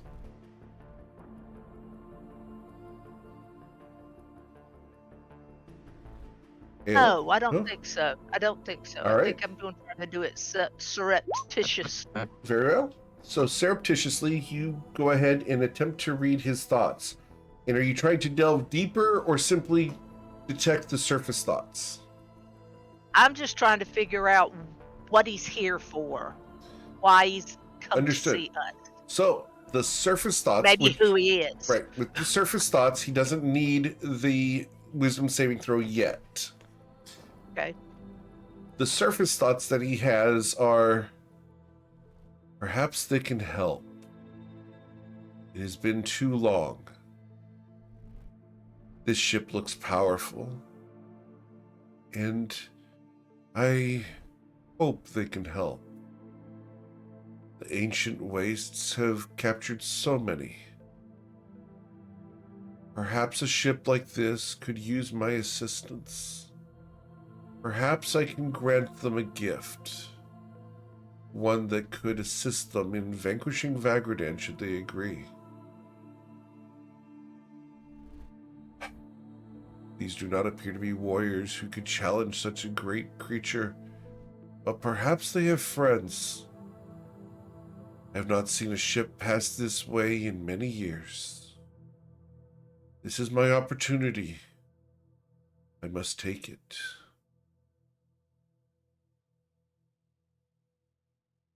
Ayla speaks out loud to him and says, I sense that you need our help. He turns to you and tilts his head to the side. The thought that goes through his head is, I wonder how she understands this. Is she reading my mind? What a clever woman. Perhaps they're more powerful than I give them credit for. Interesting. A cleric. Cleric of a god that I do not recognize. The world has changed. With what do you need our help? He looks at you. Wish I could communicate with this one. She seems to be very insightful. I wish to be freed of Bagridan's taint. I wish to not be held here on the material plane against my will. I wish to pass beyond, along with all those who died in the ancient wars. All of the spirits that roam the ancient wastes. She does not seem strong enough to do this, though. I am uncertain if she can, but perhaps she can take the horn and provide it to someone who can. He reaches into a pouch at his belt. The rest of you have not heard this. All you see is this figure looking balefully at Ayla Taylor silently and begins reaching into a pouch at his belt. Covet prepares to have to have her Eldritch Blast go off just in case if he goes to hurt her. Wait. Don't do anything. He's trying to show me something. And Covet just holds her power. He looks at Ayla and nods one time, his horns dipping in acknowledgement of her tolerance. He looks at the rest of the party, and I'm just going to check on everybody here because I want to find out where we're at in a mental state across the party. As he scans, Winkle, what are you doing?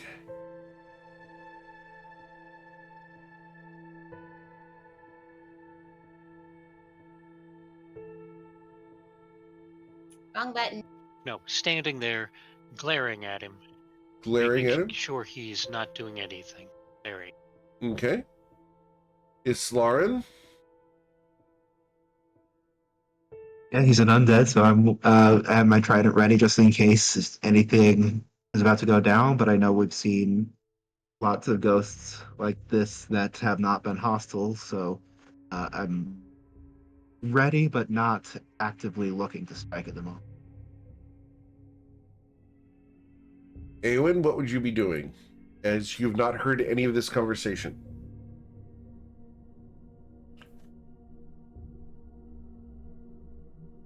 Well, there's no ghosts on board, so anyone would probably be off somewhere else far away from it. Okay. He doesn't mess with ghosts. All right. Mr. The Call? Since there is no wind available, he will continue to see if there's any way to tide over or to float with the current. Try and maintain a general direction that we wish to travel. The ship is not moving at all. There is no current. So he grips the helm harder and is awaiting the potential opportunity to bring forth his longbow. Understood. As Ayla's going to turn to the group and she's going to tell them, I am channeling my divinity and and because he cannot speak, I am trying to read his thoughts. He is truly seeking our help. For himself and all the other spirits, they're tired of being held by Vagradan, and he's reaching into his pocket to show me something. So just be patient for just a minute and let me see what else I can learn. Ayla, always be careful of what the contents of pockets might contain. I understand that, but he hates Vagradan, so That is commendable. Who is he? I'm working on it. the thought drifts through your head, and we're going to go ahead and send you this name, Ayla.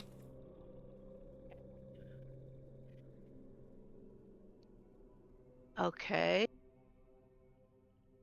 And we're going to. You want to read it out to the party?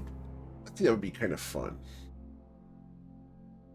So here, I'm going to send this to Ayla as when Covet asks, who is he? The thought that goes through his head is all of this information. I'm going to send this to you in Discord, Ayla, because Okay. it's way too long for Roll20, and you're free to read whatever you'd like of this to the party.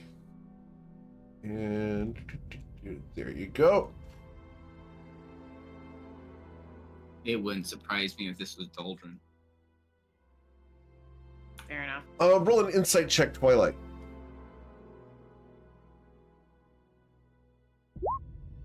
With a 15, Doldrin has been described as Dragonborn, not a tiefling. Okay.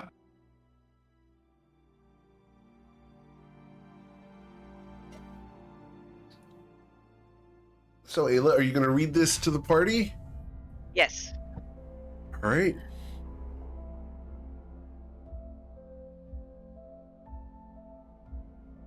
The figure waits with his hand in his pocket, ready to pull out whatever he's about to show you. In the days before the ancient wastes were consumed by desolation, Firos, which is this guy, was celebrated as the voice of Shu. A herald of unmatched eloquence, he was tasked with delivering decrees from the crown, inspiring troops, and weaving words that brought hope to even the most desperate hearts. Born into a family of scholars, Firas learned the art of rhetoric from a young age, and his voice was said to carry the weight of truth and conviction. His silver-tongued oratory could move armies to action and bring peace to warring clans. He carried a ceremonial horn called the Call of Unity, crafted from the bone of a celestial beast and enchanted to amplify his words across vast distances. When Vagradan awoke, the land of Shu turned to chaos, and Firas's voice became a vital weapon. The leaders of the realm believed that words might succeed where steel had failed, so Firas was entrusted with the impossible task of parleying with the monstrous two-headed dragon. It was said that Vagradan, though consumed by malice, was not entirely without intellect, and Firas hoped to appeal to whatever shred of reason lay within the beast. Armed with his horn and a scroll of ancient treaties, Firas marched into the heart of the desolation, his heart heavy, but his resolve unbroken. The meeting with Fagradan was brief and tragic. As Firas stood before the dragon, he raised his voice in a plea for mercy, speaking of the countless lives at stake and the shared history between dragons and mortals. Fagradan listened, its two heads swaying as if considering his words. For a fleeting moment, hope flickered among the watching armies, but the dragon's fiery head unleashed a torrent of flame, silencing Firas mid-sentence. The call of unity fell from his hands, melting in the inferno, and his body was reduced to ash. Vagradan's laughter echoed across the battlefield as the people of Shu lost not only their herald, but also the hope that he carried. Yet Pyrrhus' story did not end with his death. His spirit, bound by the enormity of his unfulfilled purpose, lingers in the ancient waste. Now known as the voice of the fallen, his ghost drifts through the sands, his spectral form carrying an air of sorrow and quiet dignity. In place of his horn, Firas' voice resonates across the dunes, calling out warnings to those who wander too close to danger. Um, shoot, there it is. Okay, his words are often fragmented, echoes of his final speech to Vagradan, yet they carry an undeniable power. It is said that those who listen carefully can decipher messages of guidance or caution, though many find the sound of his ghostly voice unsettling. The legend of Firos has grown over the centuries, becoming a tale of both hope and tragedy. To this day, bards sing of his bravery, and poets weave his final speech into their verses, imagining how it might have ended had he been allowed to finish.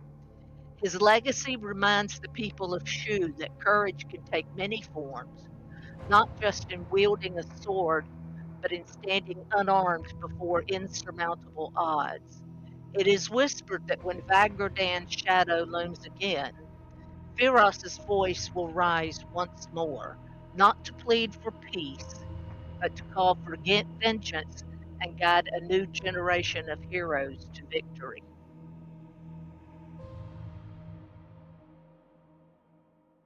At this point, the figure withdraws from the pouch a scroll.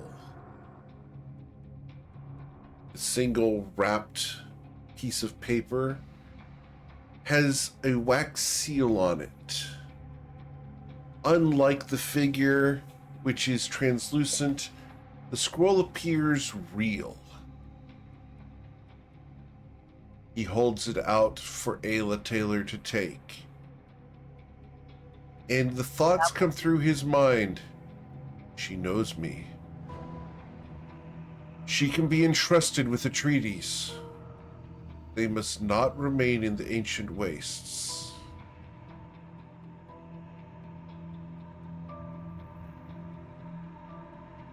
I will reach out and take the scrolls, or the scroll, and from listening to his thoughts, I know that they are the treaties, the ancient treaties that he had with him when he went to go speak to Vagrodan. As you take it from him, he turns with a nod, and you hear the thought, finally. Finally, I am no more a courier. And now I must await the end of Vagrodan, as this ship carries all of my hopes with it. I must trust them.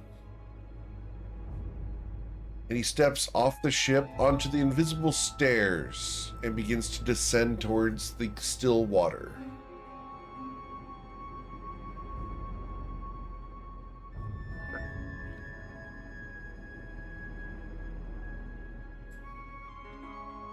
As he gets to the water, he begins walking back towards the shore. Ayla, you've recounted this information to the party so they all understand that Firos is returning to what he deems his duty and his final charge for the people of Shu. Covet asks just to look at the seal. I hand it to her so she can see the seal. As you look at the seal, it is a elaborate design, Covet. It is multi-layers of wax across it. There are many signets in it. Breaking this could be problematic. Not looking to break it per se. I mean, these are treaties, so they're very, very important. But the seals that she sees, what seals? I mean, obviously Sure. these are Well, seals history from check. across Shu, but yeah. Can I do guidance on this? You as can. well? Yes, ma'am. It would be nice to know who the treaties are between. Yeah. So guidance and you said history. Yes, please. Oh God, I'm gonna Glad use you- my inspiration to re-roll You're that. going to roll inspiration on this? Okay. If I don't use it often, so I might as well. Sure. What's the worst that could happen? Oh, that's better. Add a d4. Excellent.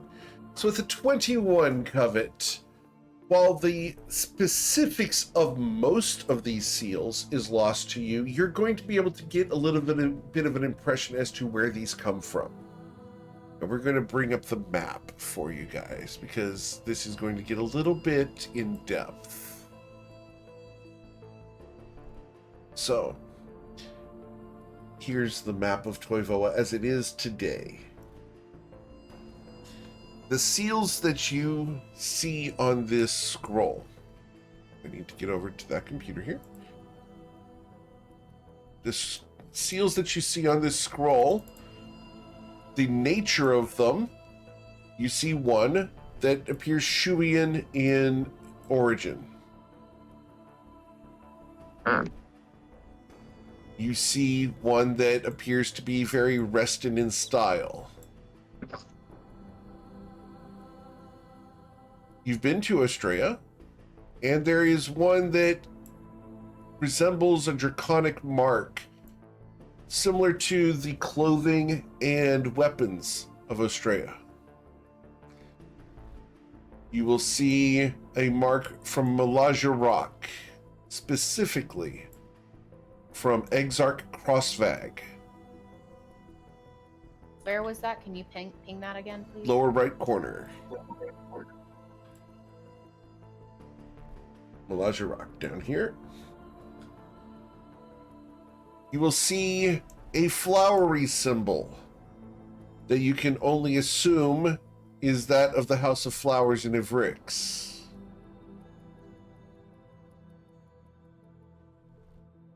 With your history check, you will recognize the 7 sealed signet of Fluidon. The ancient mages there always did the Sultan there always had a signet with 7 seals in it. And lastly, you're able to find a black wax seal. And this one you will recognize not only as being a generalized signet, but a specific signet to that of the Lady of Shadows of Ochokvok.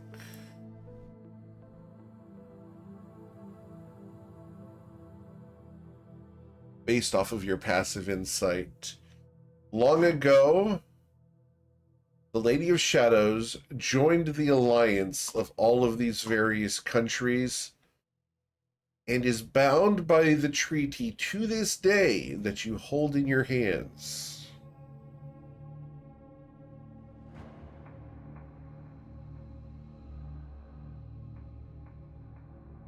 Oh boy. I really wish I could open this, but to see the specifics of this treaty, it looks like I've got some research to do. I'm certain it is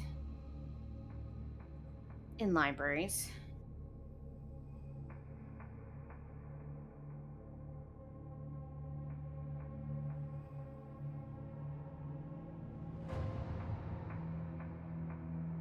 Great. Do you want me to leave the map up for you guys for a little bit? Yeah. For Yes, those please. of you who cannot see the webcams, I have multiple people bent over their notebooks right now making notes.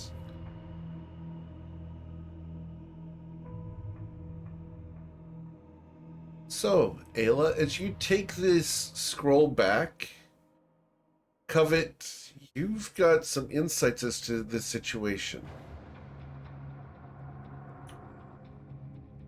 The whole world is against Baggerdan, obviously, not just people of the Waste.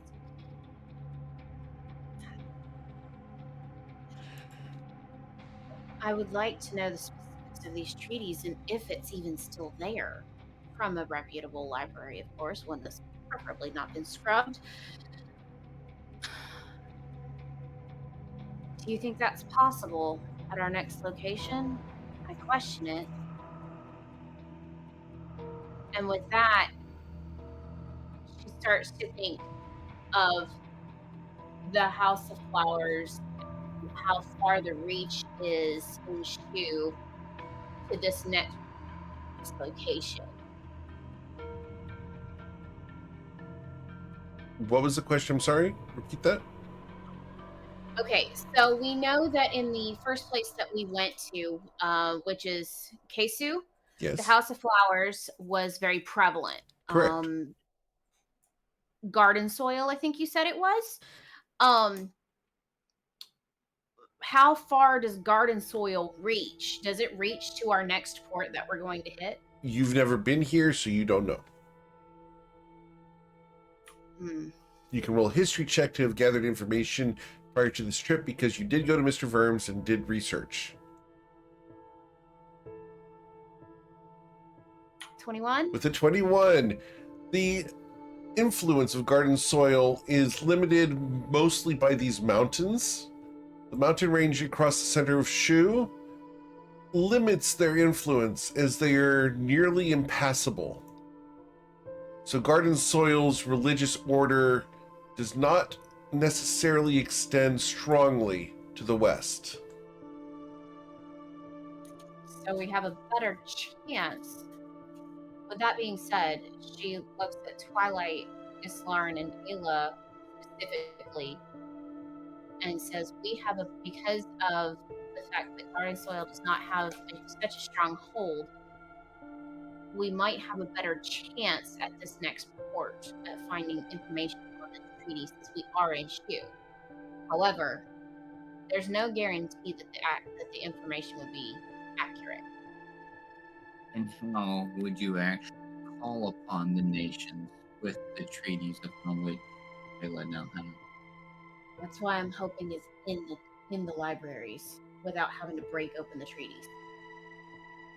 And at what gathering, forum, congregation, or otherwise could you call upon the nations? And is that something that for us? Or is that a different organization or a group that was going after Vagradam? It depends on what we find. And could we use this to help us with the Fey portals and the shadows and the encroachment of the growth? I don't see why not. The enemy of my enemy is my friend. Yeah, but remember that guy lost his head. True, but he went up and spoke to him basically alone. I know. Is there anything arcane coming from the treaties? Any magic at least? Do I you haven't have any checked. way to detect that? Well, I've got Arcana, but that's about it. Hold on, let me look. Anybody have detect magic? That's what I'm looking for. I do. I I detect have magic and no one else does. Okay. I have it. All right. Okay, before anybody casts any spells, does anybody able to cast it as ritual? I believe Ayla can and I cannot. Ayla can cast it as ritual. It won't use a spell slot. Correct. Yeah. Right. Okay, so let's give it a try. All right. So, as you do detect magic on the scroll, you are blinded instantly, Ayla, as the power of this scroll is overwhelming. It knocks you backwards onto your butt. Wow. This thing Gather is that- exceedingly powerful. This is very, very powerful, guys. Got one job Could on it, this shit.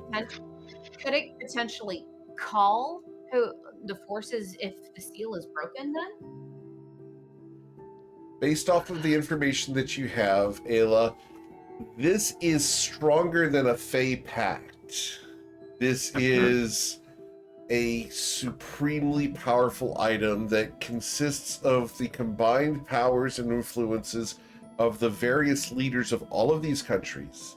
The 7 mages of Fluiden, the ancient casters of Reston. There are celestial forces at work here as well. There are draconic seals. There's giant seals here. This is not something to be meddled with in any way, shape, or form.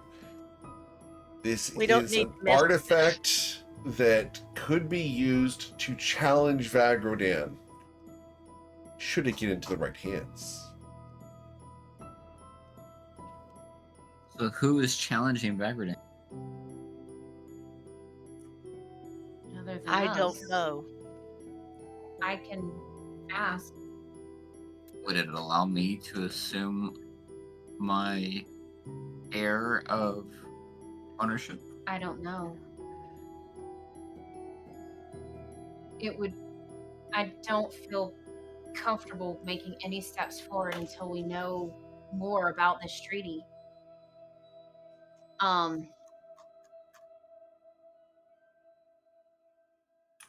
I think that asking someone who would know more, or knowing somebody who could potentially find the information for us, would be beneficial. And how old is this thing? How old would this thing be? This would be, based off of your past history checks, we're just going to give this one to you because you've established that you have basic knowledge about this type of setting. This scroll is 4,000 years old. Maybe we should be handling with this thing with gloves. It's 4,000 years old. One jump at this ship. You're welcome. Thank you.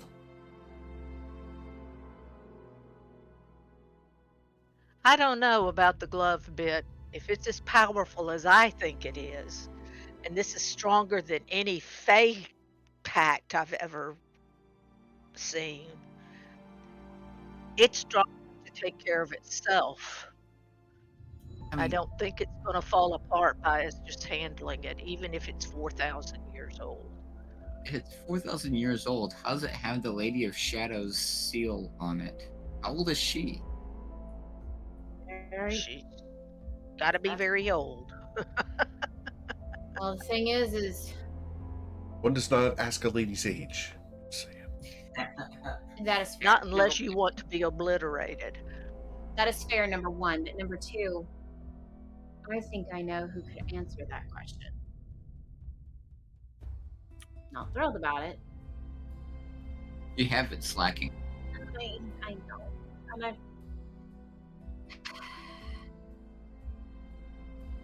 I'm trying to do the right thing, but we're to a point where I need to talk to her. She might be able to give us the information that we so desperately. But I'm not going to do that unless the party agrees. I know that we all have a reservation, but she can give us this information. Well, since Firos Are you- left, Once he leave, did we pick up wind and waves and Not yet. movement? It's Lauren. You were saying something? Are you certain that this is information that she can be trusted with?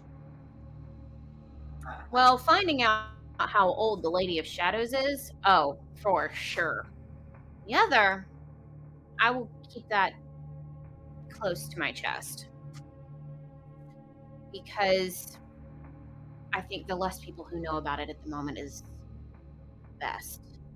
I would But agree. I can find out who of Longstriders is going after Vagrodan. What about what she knows of Pharaoh's the Herald? I can find that out too. Does this treaty bundle have a name? It does not have a name on the scroll. But would it be known as something, the something treaty? But Not based off of the information that you guys have been able to recover. Not even with the history check? Not with the history checks that you've managed to do so far. You can roll a history check if you'd like. Okay, so that being said, I was just thinking it might have a name because it was given to Firos. all right, He's so held on. here's my history check. So 19 plus, so 22? Okay. Just for the name. The name of the treaty, let me pull it up here, is the Pact of Eternal Accord, and I will put that in chat for you here. Oh, for some reason it's not letting me grab that. One sec. Here we go.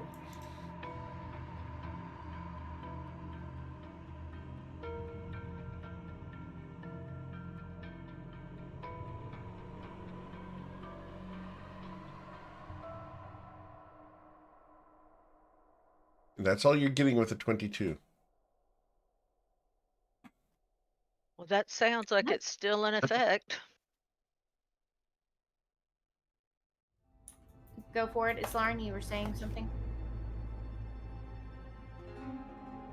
I would say that if she does have knowledge of Firaz, and you ask her about him, you ask her about who is challenging Vagradan, if she knows of his connection to Hades, it is a conclusion she may draw.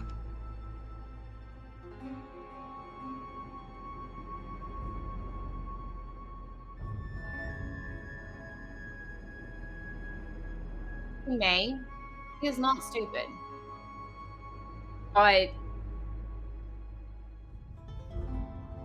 I am hopeful that she will trust my judgment, considering I have passed every test that she was given, as well as MKL himself. But I want to make sure that if this is not meant for us, it gets to the right people. But I would rather do a direct transfer than anything through anybody else. Must not pass into anyone's hands that we cannot absolutely trust. Exactly. We need to put it in a very secure location until then, so that Yes. it can't be stolen if No. word should get out that we have it.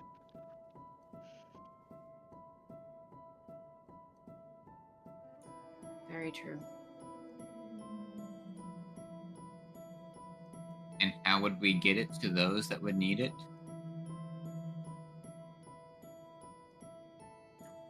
We would need to make a contact, a meetup point.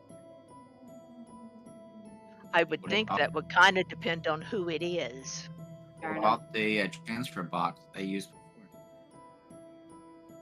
The transfer box was through my patron.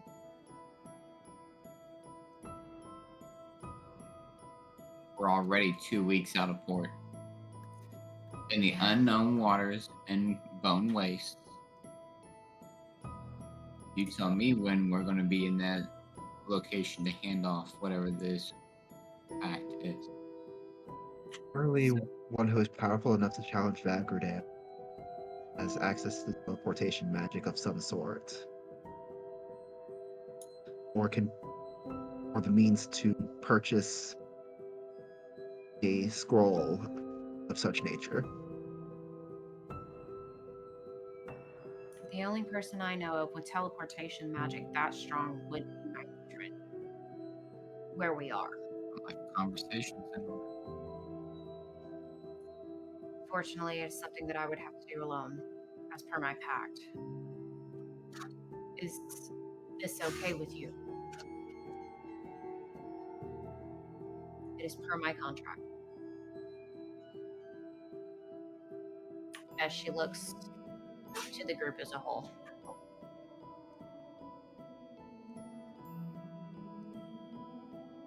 I believe you will exercise your best judgment.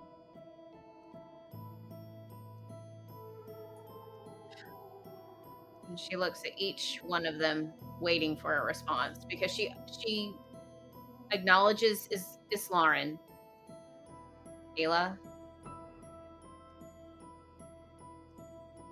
I don't think we have much choice. We've got to find out some more information on this. I wish Ferris had hung around a little longer, but you know. Winkle.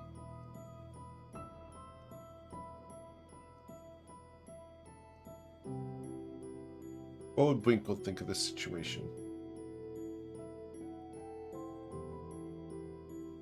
You're not transmitting.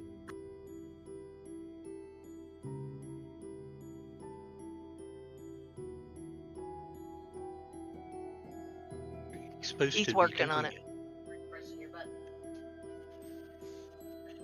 There we go. I don't really understand this, but it seems to be important. We should do it soon. Eowyn, what do you think?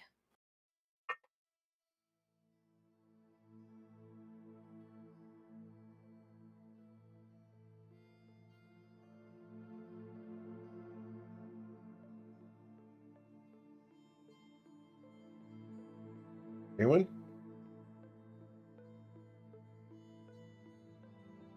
All right, I'm here. What do you think of this situation? Covet is considering contacting Leslie in order to get some assistance. And I'm asking your opinion because it's the only way that we can figure. Well, if it's the only way and Leslie is someone you can trust, I think you should do it.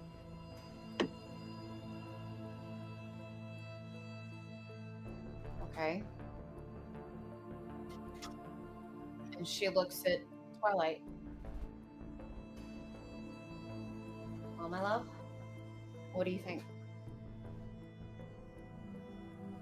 We were never charged with dealing with Vagradan. Yet we've been harassed several times throughout the course of our journey. He is a legacy of something that my father might have been a part of. And yet I still see this potentially as a distraction as we move towards our ultimate goal. While I think, yes, that we've been charged with receiving of this particular scroll, getting it to the right hands should take precedence, and that should be our focus of divesting ourselves of this thing as quickly as possible. So if we're able to do that through your patron, then I am all for it. Though I am concerned about whether or not this may just be an additional step with which to help me retain that which was once mine, or that of my family. If that is the case, would you want me to impart that knowledge? She's already figured out what you are. She did that on her own.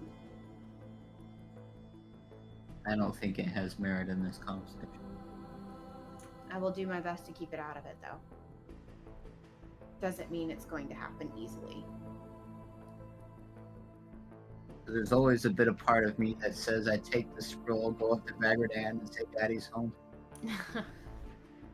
I understand. So with everyone's blessing, I want to make sure that I go in with the correct questions that need to be asked.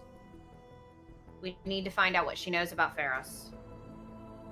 We need to know, frankly, who's supposed to be challenging Vagradan. And 3, on a little personal note before we actually go in and speak to this person, we need to find out more about the Lady of Shadows. How powerful she is, how old she is, and hopefully not allow the treaty to be known. And if so, who to get the treaty to. Am I correct in all of this? And we should also consider whether or not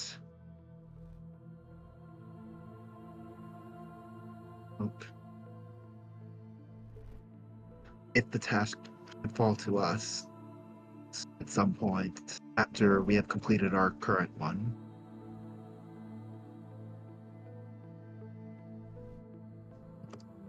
To take out Vagradan himself, or Indeed. Now, does he take a large saddle or a medium saddle? I don't think he's going to take any saddle with the acid that drips from him. So a saddle resistant to acid. I wonder if Charnella could make something.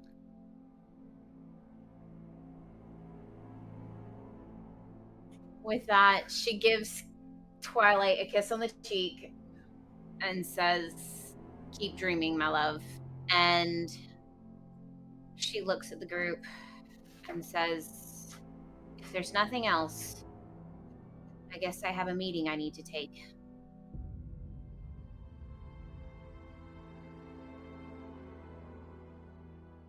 And she looks at the group for anything, if there's any last minute things that she needs to take note of before she goes to contact her.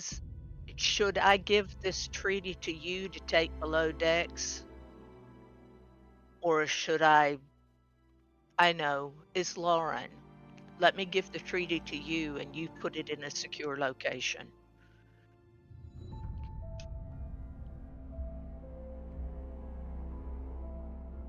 Right. I don't think it needs to just stay up here in my hands on the deck.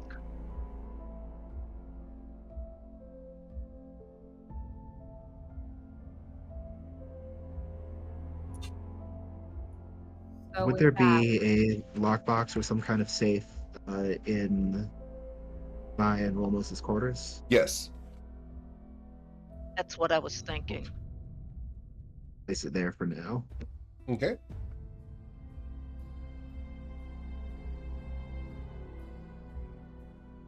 I'm going to mark it on the party loot journal. We'll mark its location there too. Okay.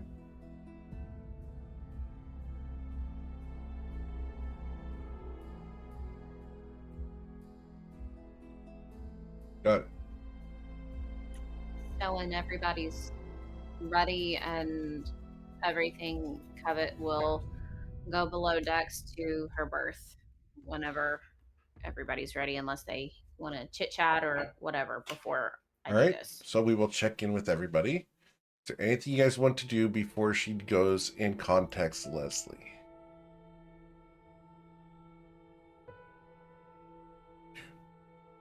No. Nothing All for right. me. Very well. Covet, you close the door on your quarters. You look around. You realize the bed hasn't been made. The sheets are spread across the floor. Pillows in awkward positions that you don't recall putting them in. Must have been Twilight.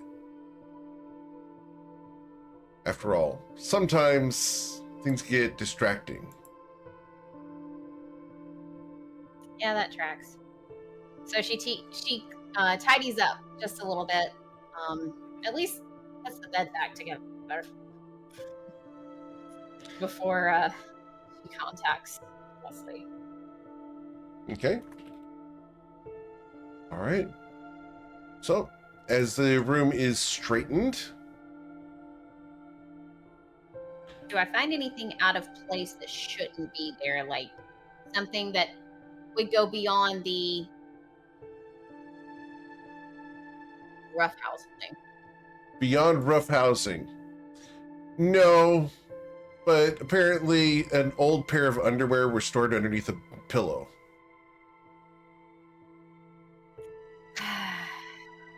Wow. He takes that and puts it in the laundry hamper. Very well. All right. So, do you reach out to your patron, Leslie? I do. Awesome. As you call for Leslie, you hear, Covet, is everything all right? Everything's great. Well, you look fantastic. Thank you. I don't have much time. I'm currently engaged in a landing. Oh, wow. Okay. Then I won't take too much of your time then. I know that's important, but I do have some questions and I need answers. Of course, as long as they're quick. I have about 10 minutes before we will be arriving at the shoreline. And Okay. I want to make a good impression on the people that we are involved with. Okay. So first off, who do you know? What do you know of Pharaohs of Shu?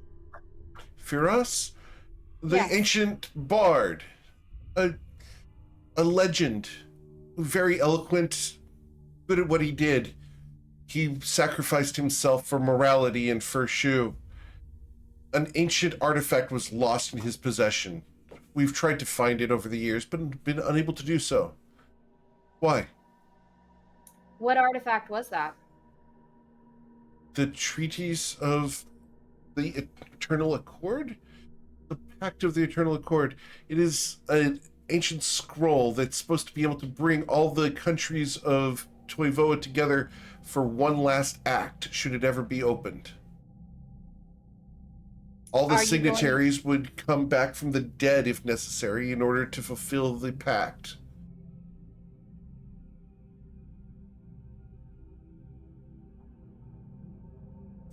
Wow, that's a lot.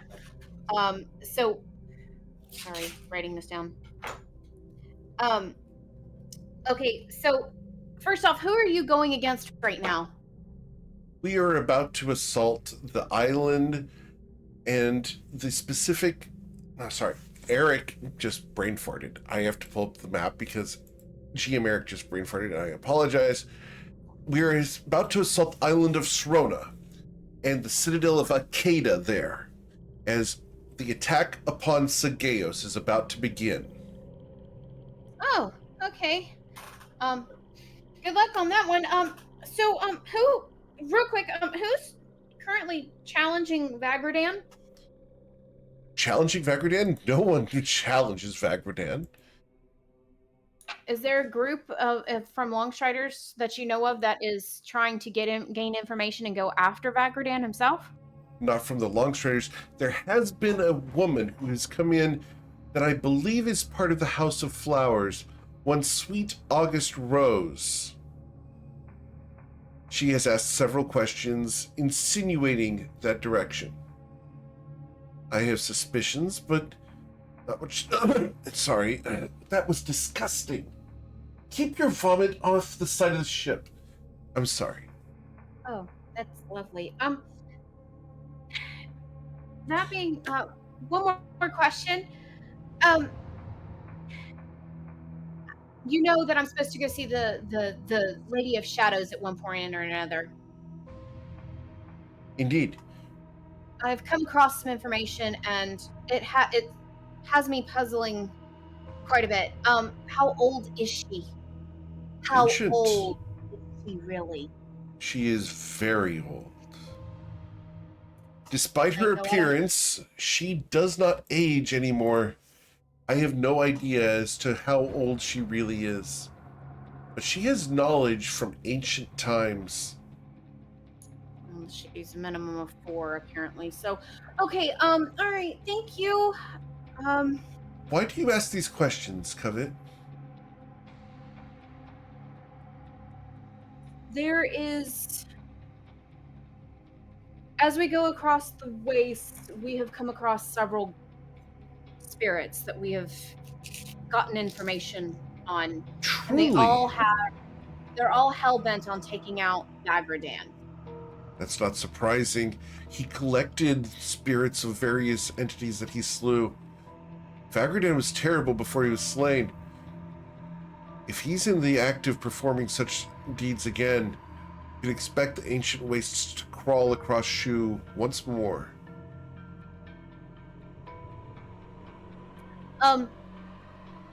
Well, with Vagradan, it's very terrifying because we just killed a whole bunch of mini Vagradans. About, I don't know, 8.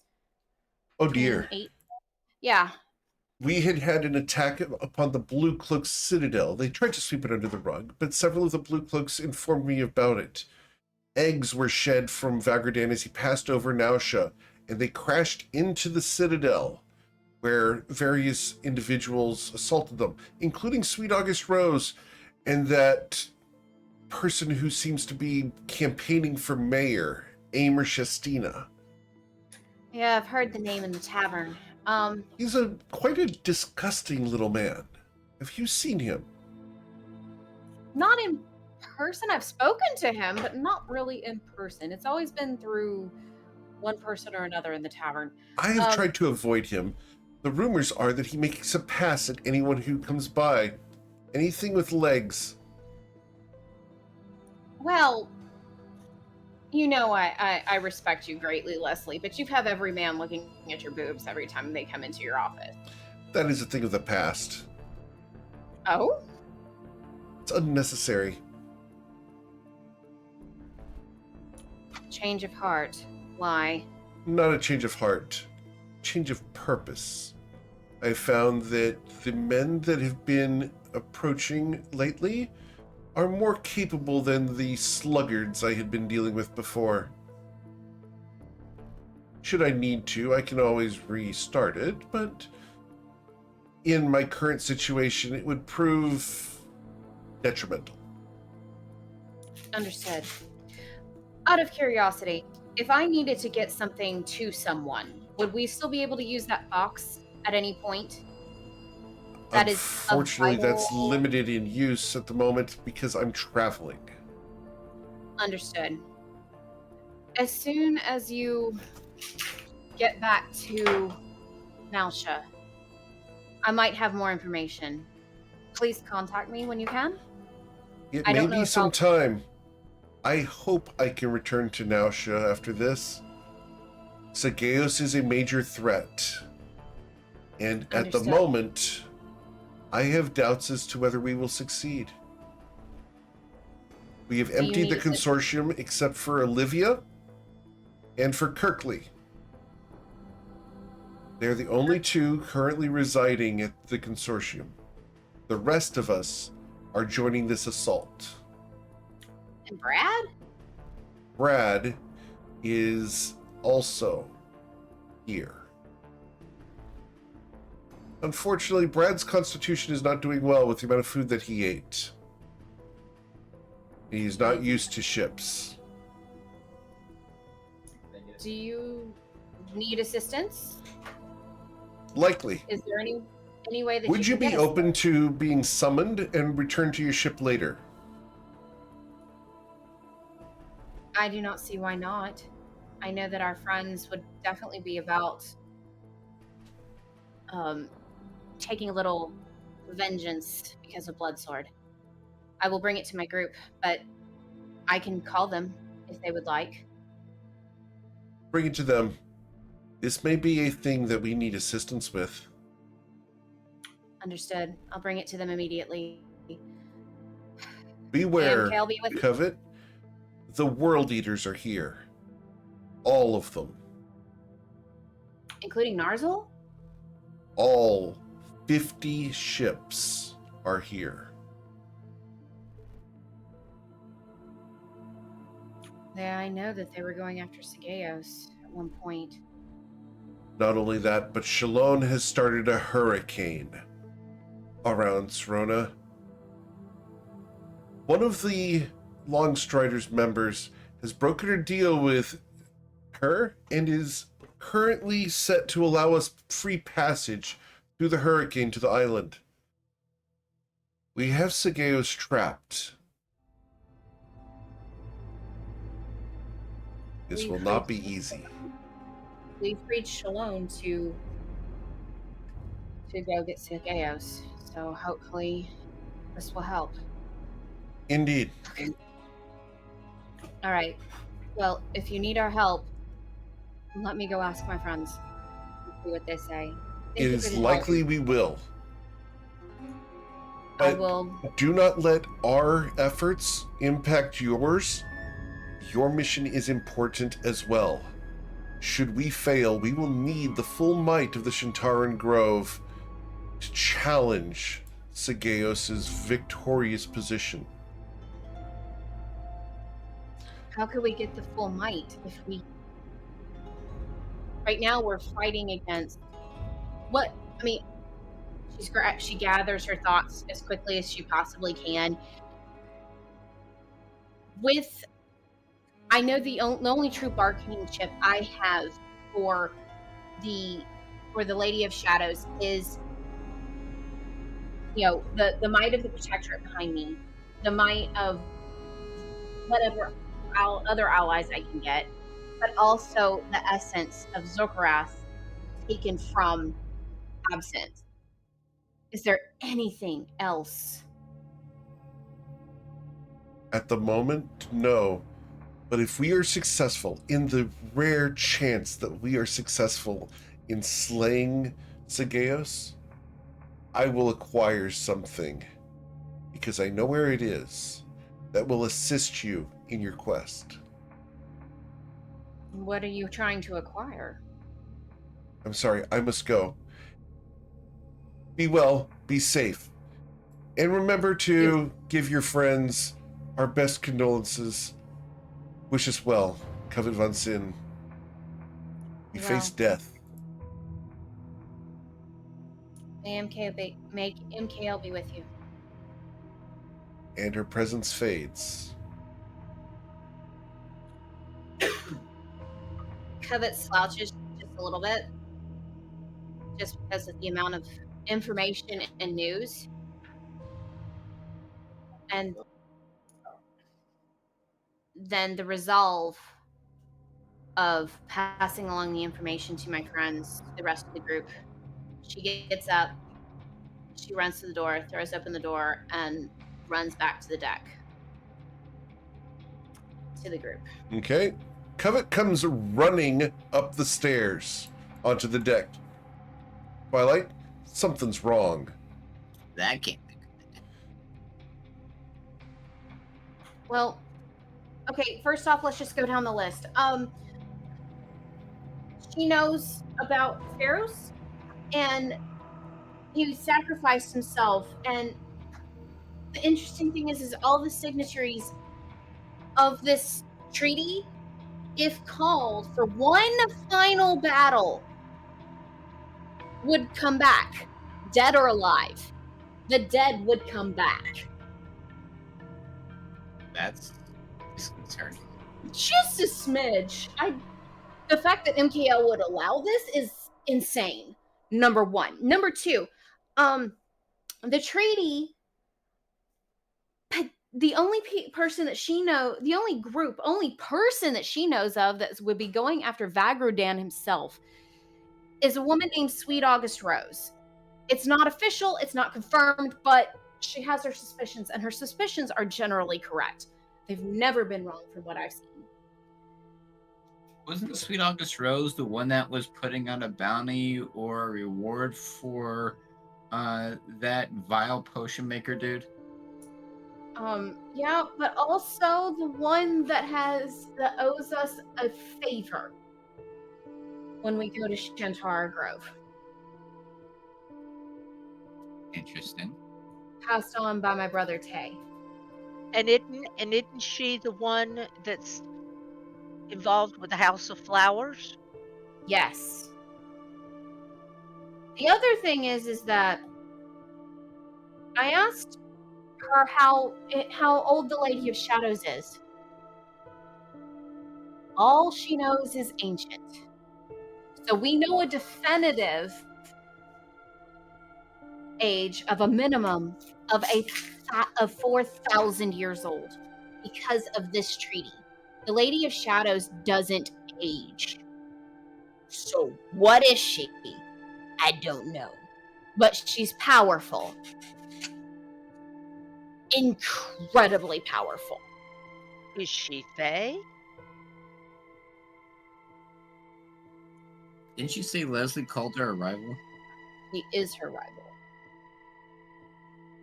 But right now the balances of power are not balanced. They're imbalanced. And so to balance it, I have something that can balance it. It's just not my favorite way to do it. But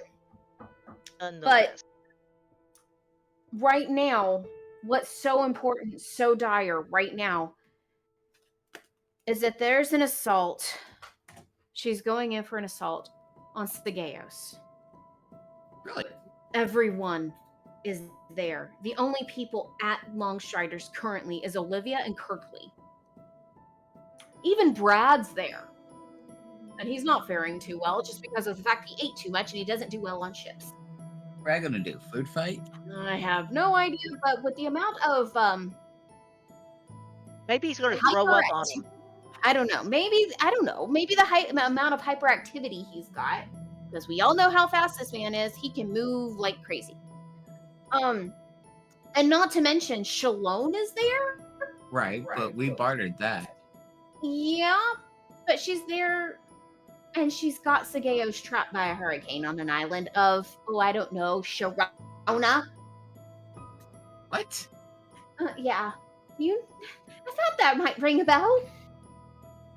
Right, Serona's right here. Well, yeah, apparently there's another island.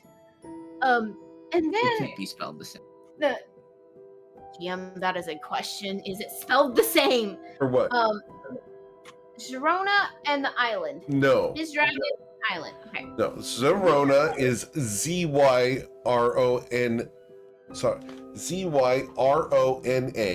And the island is Srona. And I will put the map back on the screen so you guys can get a sense of where we're talking about, because this matters for your current discussion.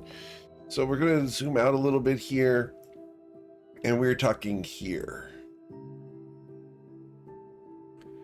This is where they're going to be attacking. Okay, so they. Okay, so strike that, reverse it. Serona's different, and then you have Serona the island. That's where Akeda is. And it's like, you know, there's and Shalone has created a hurricane that has everybody trapped on the island, but is going to create a pass through for them to get through. I'm going to go ahead and let Covet see an image of what we are talking about when we talk about hurricane. Okay? Because this is fun. There you go, Covet. That's what we're talking about. And she sits there and she sees this in her mind's eye, and she is just, I'm so glad Shalone's on our side, because right now it's just terrifying. And then, not to mention, she looks at Islaren and Twilight and Awen specifically, and she's like, "You remember Narzel?" Of course. And our friend from, oh, I don't know, the World Eaters? All 50 ships are there to help. Knew the world eaters were going after him. Well, they're there helping. And let me tell you, Leslie looks fabulous. She's in a totally different dress. She's in a red dress. Dude, Right? I know. And nobody looks at her boobs anymore, which is great. Number one. Number two, No one's compelled. nobody's compelled to look at her boobs. Everybody okay? still looks. No, she's not. What can I say? But the thing is that they've asked help if we can provide it. If not, our mission is more important. But everybody's there. Do we want to lend assistance? I mean, if they can get us back to the ship, I'm down to help bring Sageos down. It would be to bring us back to the ship right afterwards. It If would nothing be nice else, to get revenge on this guy. specifically for Bloodsword. Exactly. Best thing is, we know where the loot's at in his lair. Oh, that was the drug area. This is a totally different area. Think we can make a stop and route back? If he's dead, I don't think they'd have a problem with that.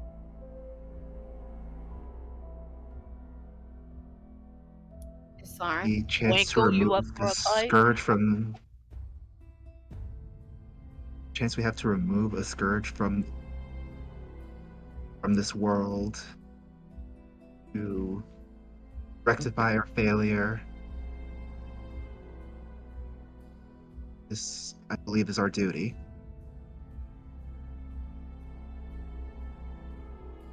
As long as we can reconcile it with our current mission, I am eager to take this on. Eowyn, what do you think?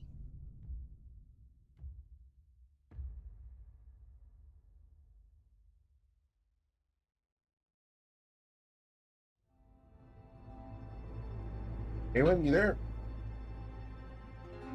Yeah, here, I just have a cat biting on my microphone. It's the Well, same that one that sounds- it's the same one that closed Roll20. Oh no. All right. So, what do Um, you think of the situation, Aowen?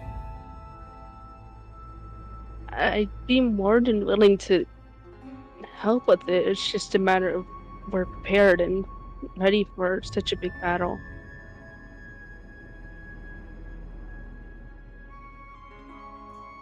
I think we're about as ready as we can be at this point. Other than being stronger, but Well, we're definitely stronger than the last time we tried to fight him. oh, for sure. And we wouldn't be alone. No. Winkle, this really isn't your fight. But you're welcome to come along if you want. Are you going? Yes, I Right? would go.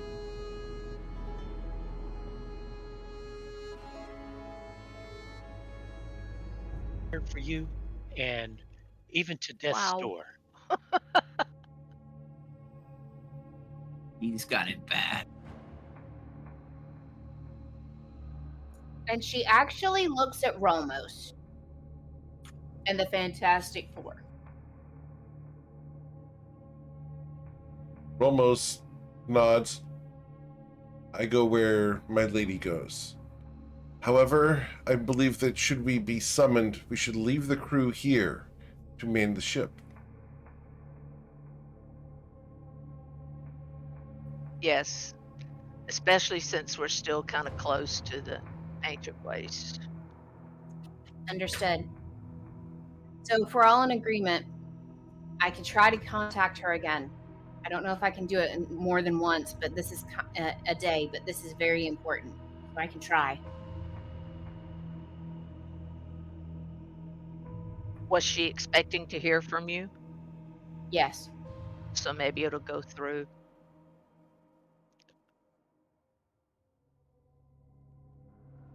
And with that, she nods at everyone.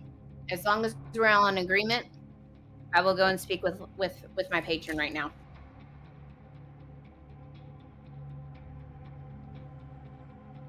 Roll an insight check, Covet.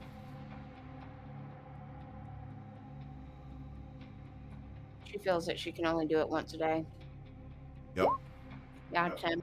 Yep, with a 10, you know that you can only contact Leslie once per day. You'll have to wait till tomorrow morning. I will have to wait till tomorrow morning, till dawn. Got one job on this ship. But as soon as I can, I will. And knowing that she's probably not going to get much sleep. Thanking KL, she only needs 4 hours. Right. Well, Covet, that's when you feel the ship dip a little as a first wave bumps into the side of the ship. I feel the ship dip a little as the first wave hits the side of the ship. Got one job on this ship. Twilight, Is a slight breeze has started up and the sails begin starting to fill weakly. The sails, they're filling up weekly. The wind one is job on slightly this ship. blowing. so are we beginning to move weekly? Well, That's a Theoretically. gust of wind to help that process move along a little bit. okay. As the ship lurches forward in spite of not having any natural wind, you're able to go forwards. Twilight, the ship has propulsion, if magical in nature. The don't think ship I can is do this moving. for- We've got propulsion. I don't care if it's magical in nature. To quote I can do this Anakin, for a. go ahead, Islaren. I say I can do this for a minute, but I'm hoping that it'll just generate a little bit of momentum that the ship can ride. All right.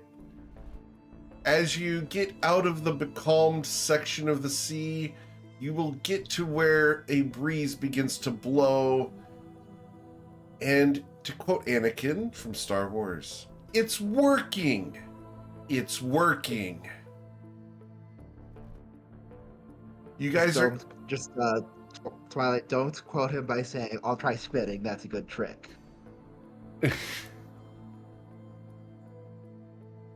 All right.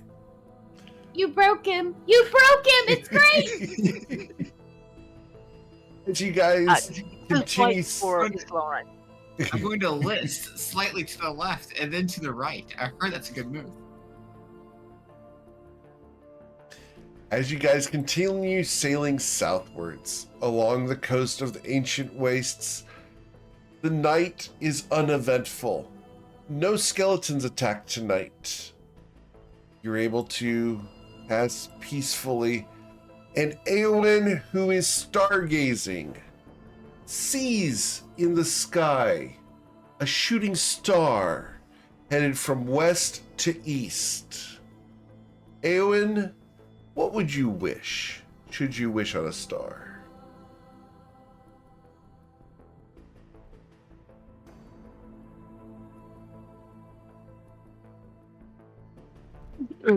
I would wish that everyone in my party stays safe, and that's all, really. Eowyn, That's your a wish is good wish. granted for the next 24 hours.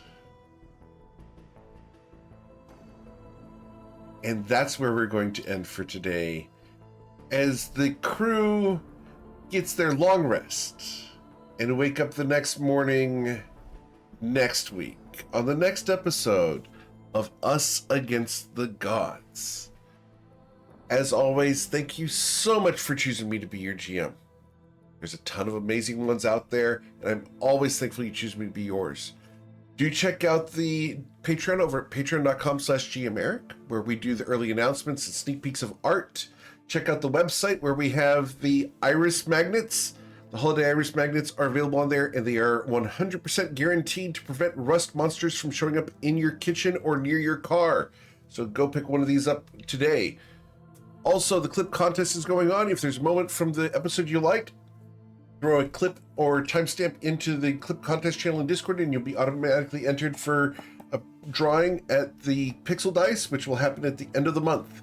These dice are individually addressable lights and everything. They're gorgeous. They're Bluetooth enabled. They track their rolls, and they are going to be syncing up to virtual tabletops as soon as they fix the add-on.